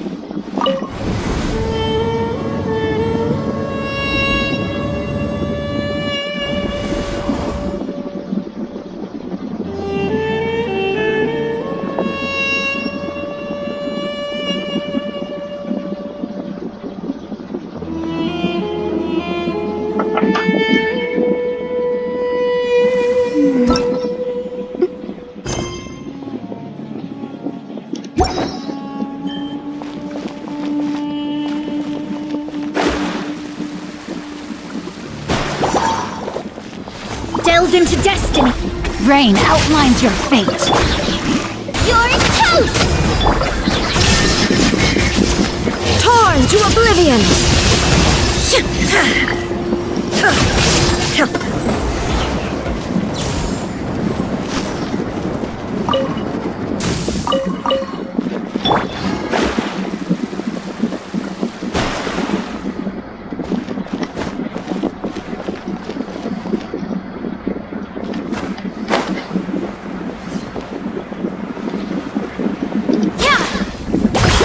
Shadows of fate, written in the stars. Bubba, get them! No, my sword! Rain outlines your fate.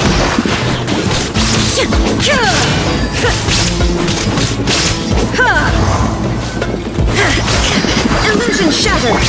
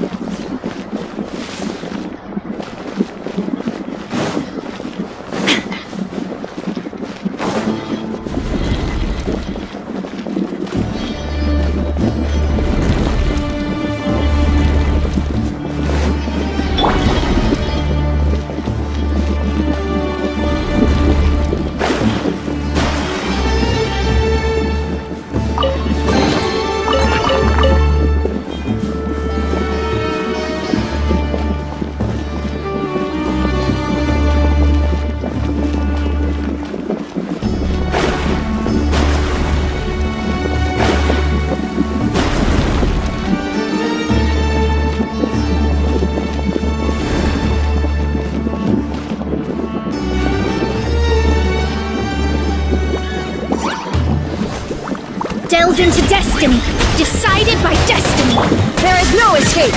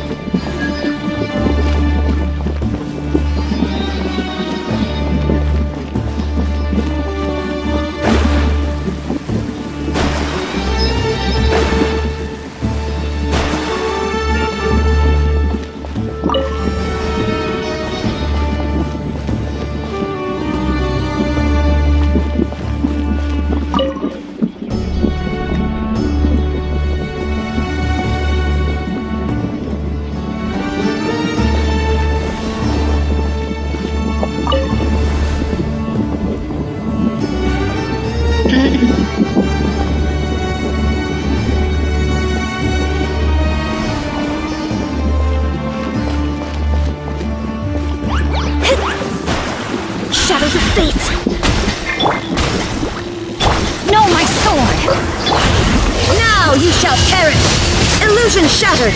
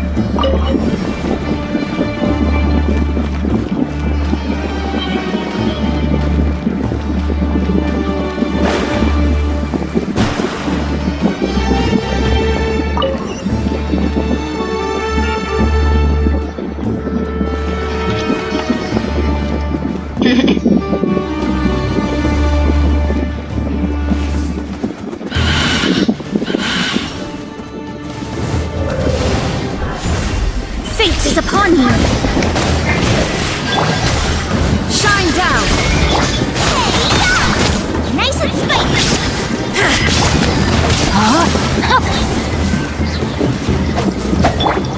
Illusion shattered!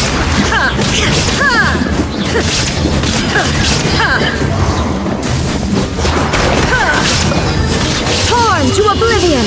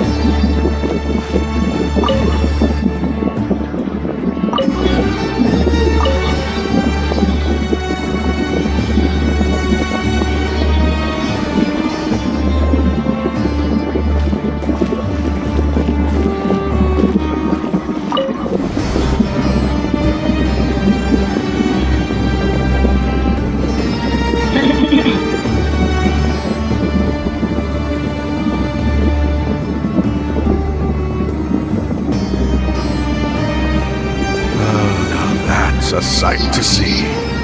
The Scarlet King's splendor surrounds us. There's so much vegetation here. It's different than what I expected. Sure are a lot of plants for a desert. That's what I call divine providence of the Scarlet King.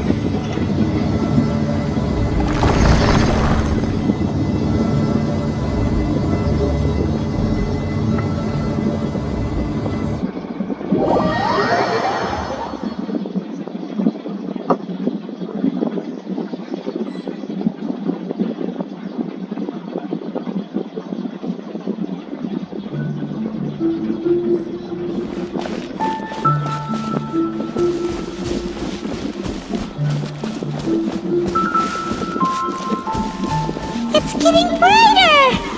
Oh, it looks so beautiful!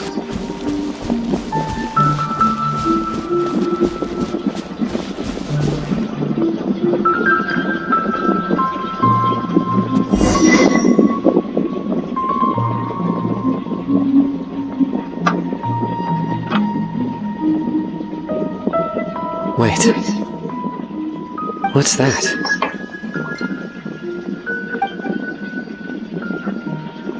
A load of flowers! And it looks like there's something among them.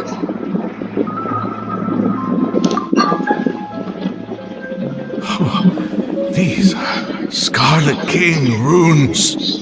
They left something behind. Yes.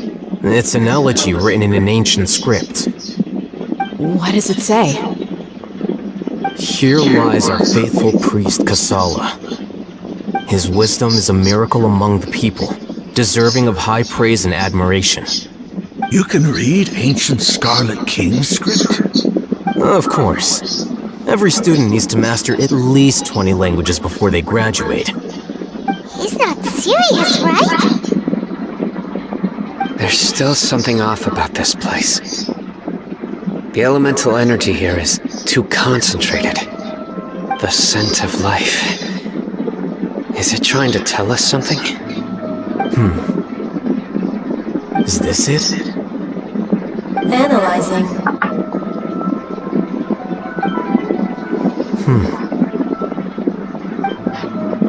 There seems to be a hidden message among these skeletal remains.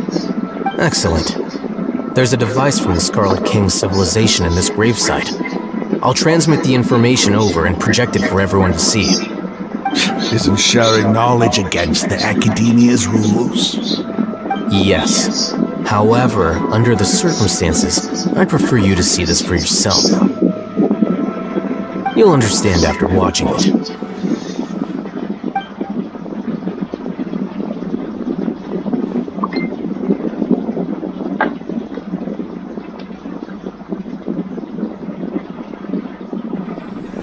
Civilization is born of knowledge, but so too can knowledge be its demise. A disaster caught us unaware. It was knowledge that did not belong to this world. The Scarlet King brought this forbidden knowledge into our world, and it quickly spread like a plague. People's minds were filled with crazed whispers. Dark gray scales spread across their bodies. Even the land was stripped of its vigor. Only a desperate, deathly silence remained. Were it not for greater Lord Rukkhadevata from the forests, the damage would have been irreversible. She summoned the priests to build temples and infused into them the divine power of life. The disaster was miraculously tempered, and the embers of our civilization were preserved in Aru village. Alas, the miracle could not last. As long as forbidden knowledge continued to exist, it would forever blight this world. In the end, the proud king of the desert, my eternal lord, chose to sacrifice himself. I have spent my whole life since guarding one of these many temples. But now, my duty is coming to an end. As I close my eyes for the final time, the sight of that noble deity will appear in my vision once more. In helping the Scarlet King to eradicate forbidden knowledge, she exhausted her strength, and her form became that of a small child. How strange. Now that I think of her, I no longer have any fear of death, for I sense that the spirit of life will abide with me during my eternal sleep. Children of the desert, cling no longer to past grievances, but hold tight to the memory of this act of benevolence. What was that? The priest's memories. No, impossible. Greater Lord Rukkhadevata. So the former Dendro Archon and the Scarlet King were never enemies at all. But this doesn't make any sense. The Dendro Archon's followers, they're clearly... Was that the former Dendro Archon? He became so tiny in the end.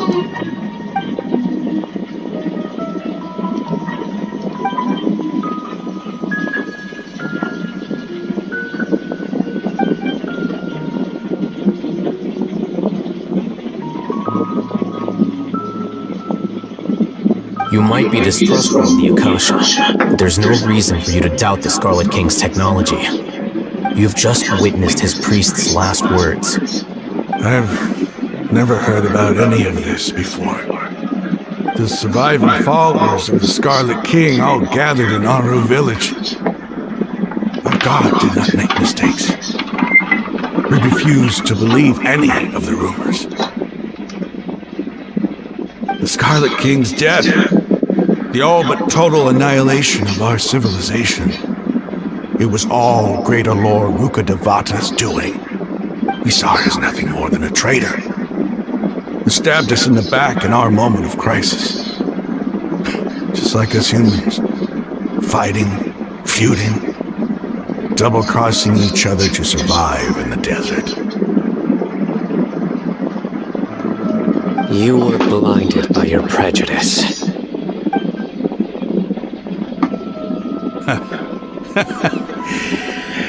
If I hadn't seen this for myself, if I hadn't witnessed his last words with my own eyes, ears, and heart, how could I ever begin to accept this? The truth is so far from what I've always known. Am I really supposed to believe that after all these years, all this time seeking revenge, suddenly now my enemy is my savior? Raman, that's enough. Give it a rest. You're starting to make a fool of yourself. Dia, tell me, my Aramites and I, what are we even fighting for?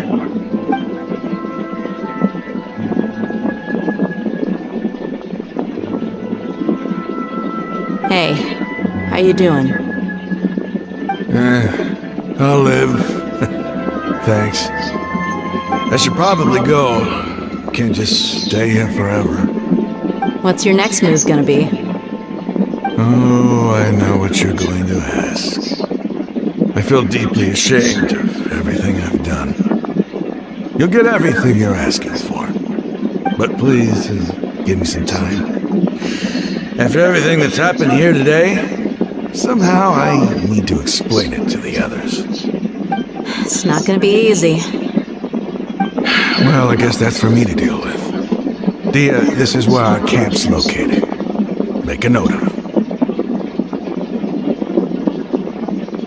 When would be a good time for us to go? Tomorrow, I'll convince everyone that we're all on the same side. And I'll return every last one of your your village keepers. We'll share our other resources with you, too.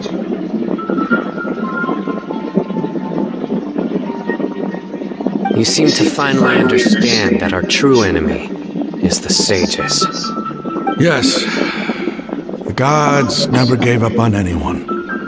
It's the people responsible for all this that need to face the consequences of their actions. That must have been rough, but he seems to have figured things out now. Ramon's no fool. Being the leader of your own faction in the desert is no easy feat. It's too bad he was held back by his belief in the Scarlet King. But now that that's changed, I guess we have a few more people on our side. The outcome, at least, is favorable. We should get going too. Let's head back, have a proper meal, and a nice, long sleep. We'll need all our energy tomorrow.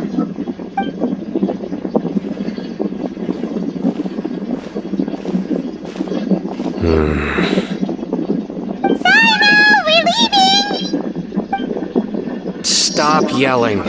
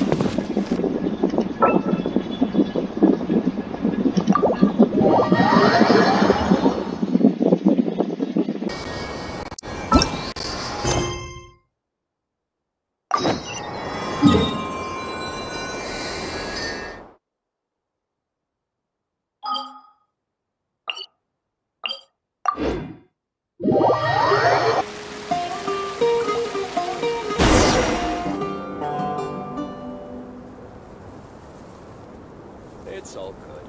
Whatever the boss says.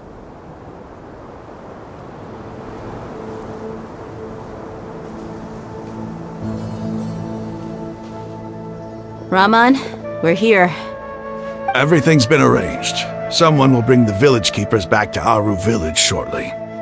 I guess all I can say now is, thanks for agreeing to help. Don't mention it. I think we can both agree you went to hell and back for it.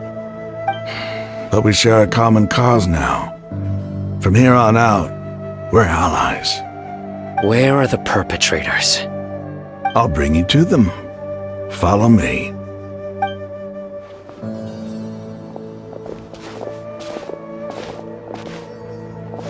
So these are the people who kidnapped the village keepers. Oh no, it's the scribe! There's no need to yell. No one can help you now. We've been all over the desert trying to find you! That's right.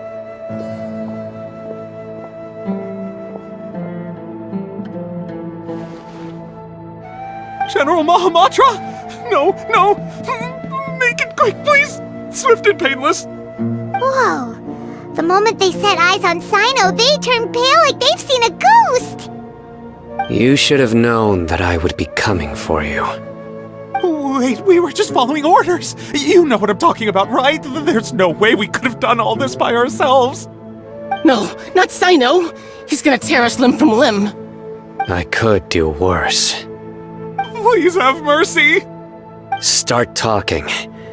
Otherwise, I'll have to resort to other methods. So, your superiors have kept you quite busy recently. Why? What are they trying to accomplish? They wanted to extract canned knowledge. Don't play dumb. You know what I'm really asking. They extract divine canned knowledge. Then what? I really don't know how to explain it! Well, you better start talking or you'll be sorry! You don't want to make things any more difficult for yourself, do ya? Be my guest. Huh? Uh-huh? That sure didn't sound like a fancy metaphor or anything. You're serious, aren't you? How did you know? There's no use hiding it now. Yes, you're right. The Academia is working on an important and potentially world-changing project. They are creating a new god. A god that will belong to them and to the people of Sumeru. It may seem as if Sumeru's academics are thriving, but ever since the death of Greater Lord Rukkhadevata, scholarly breakthroughs have been few and far between. The withering of Irminsul has been getting worse recently. The sages have tried everything they could think of, but nothing's worked. I'm always hearing them say things like, if only Greater Lord Rukkhadevata was still with us. Continue. And then, someone from the Fatui showed up. They called him the Doctor. He brought a gnosis and said he wanted to borrow the Academia's research facilities. The Doctor was previously expelled from the Academia. At first, the sages looked down at him in disdain. But when he said those words, everyone's expression changed. He asked them, "Do you wish to create a god?" This is what the arrogant ignorance at the extreme end of academia looks like. First, the Academia spent a long time constructing a divine vessel, which was based on an exquisite humanoid puppet. After that, they harvested dreams via the Zeb-Zerus Festival Samsara, maximizing the Akasha's output. With the Doctor's help, and the Akasha now functioning at maximum efficiency, they were able to use it to extract the power from the Gnosis and convert it into a divine core. Next, they decided that their new god needed to possess divine wisdom. For that to happen, they needed a huge quantity of divine canned knowledge. It adds up. But how do you determine whether the knowledge extracted is of divine origin? Call it an educated guess? The Academia has been trying to figure out the exact source of the scholar's madness for centuries, but to no avail. Nobody can explain the cause of this phenomenon. Surely you can see what that implies, Scribe Alhaitham.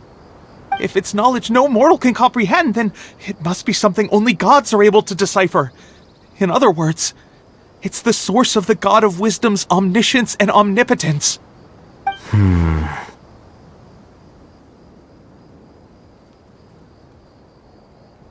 You must have noticed by now. The Academia doesn't care about who their god is. It's the ability to exercise control over knowledge and wisdom that matters. It is as if they are cursed with a desire for omniscience and omnipotence that burns in their blood. Some organisms demonstrate phototaxis, and thus orient their entire lives in respect to sources of light. For the sages, their only source of hope is the existence of a deity who embodies the acme of wisdom. This is but a form of phototaxis. For many scholars, the absence of a god of wisdom means stumbling in the darkness for the duration of their lives. Then what does Lesser Lord Kusanali mean to you? Is she not a true god present in this world? If you already have a new god, why try to create another one? From the beginning, the Academia has never treated her as a god. When the Academia first discovered Lesser Lord Kusanali, the newborn god of wisdom, the sages hoped that she would be as wise as Greater Lord Rukkhadevata. But upon evaluation, they found that at the time she possessed no more intelligence than any ordinary human child. The sages never had a ruder awakening. This forced them to accept that Greater Lord Rukkhadevata had indeed passed away. Not to mention that Lesser Lord Kusanali's gnosis had been used to power the Akasha this entire time. By herself, she has neither an Archon's raw power, nor the spectacular insight expected of a god of wisdom. Slowly but surely, people began to forget about her existence. So, this is the path the sages have chosen.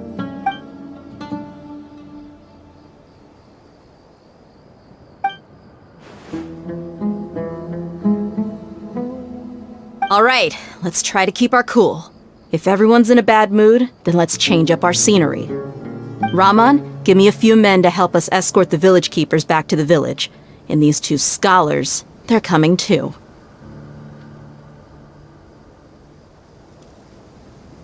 Sure, as you wish.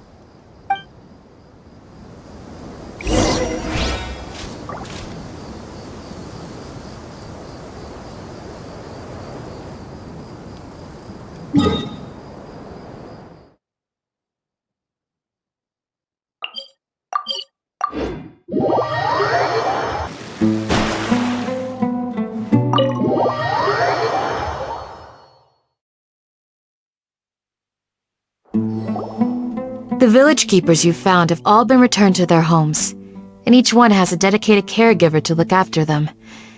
The 2 new scholars are being kept under close supervision, too. Really great work, everyone. The atmosphere is so heavy.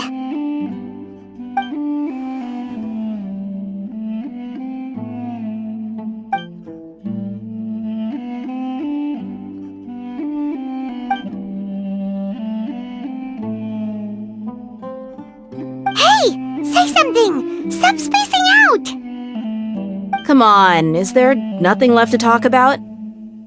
In that case, let's all get some water and try to think about something else. Or I can go fetch some snacks. Oh, Paimon's so coming with you! Do you have any plans, traveler? Gods above, you're not talking about work, are you? So you were still withholding some information?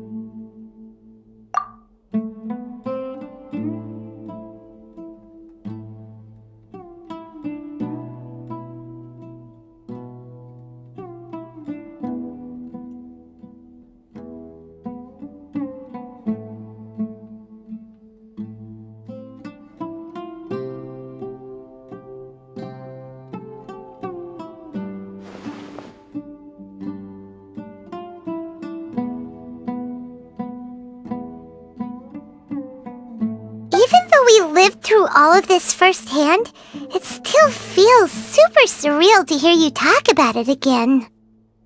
What a whirlwind of a story. I felt like I was holding my breath the whole time. It seems like there'll be more issues to face in the days ahead than I had anticipated.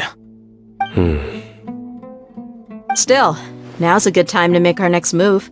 Now that Ramon's joined us, we'll be an even stronger team. It's time to make a plan. Indeed. These events are a flagrant transgression of the rules in every sense. We cannot allow it to continue. So, everyone, are we on the same page? Crush the sages and rescue our god. That is our ultimate goal. Well, let's brainstorm a little more about what other resources we can draw on. The next time we gather here, we must have a solid plan.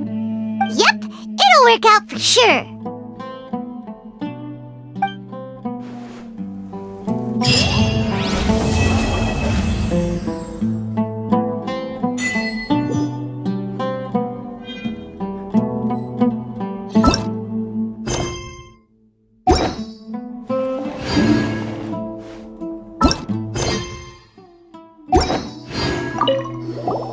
Don't rush.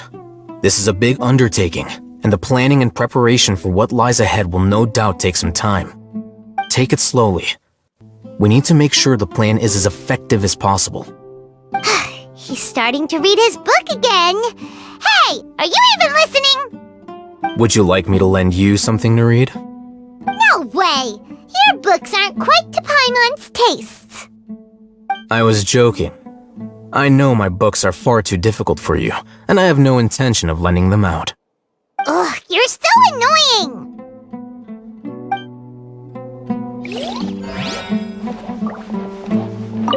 You must let me know if there's anything I can do to help. Though I cannot leave Aru Village, I can't help but feel stirred when I see the looks in your eyes. I've never felt as roused as this when fighting alone in the past. I suppose this must be the power of camaraderie.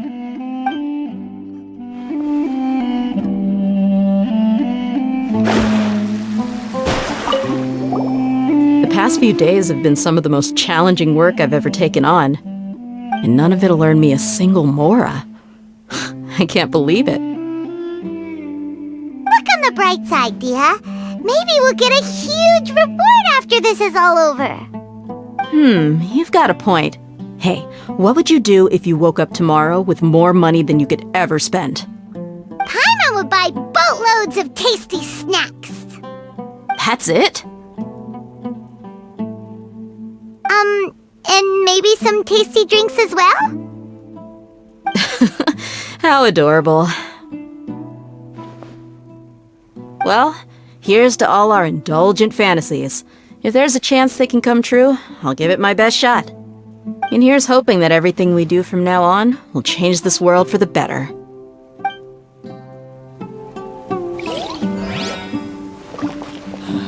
Your memory is far superior. In the past, I never imagined that even the gods could suffer from hardship.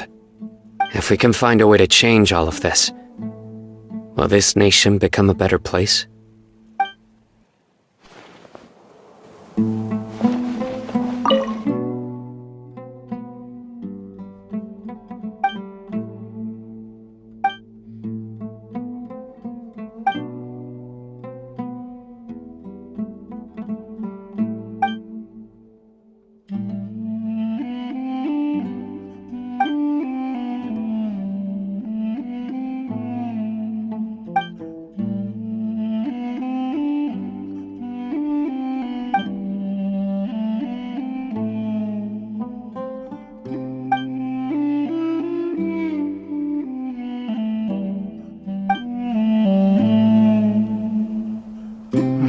By the way, do you still remember?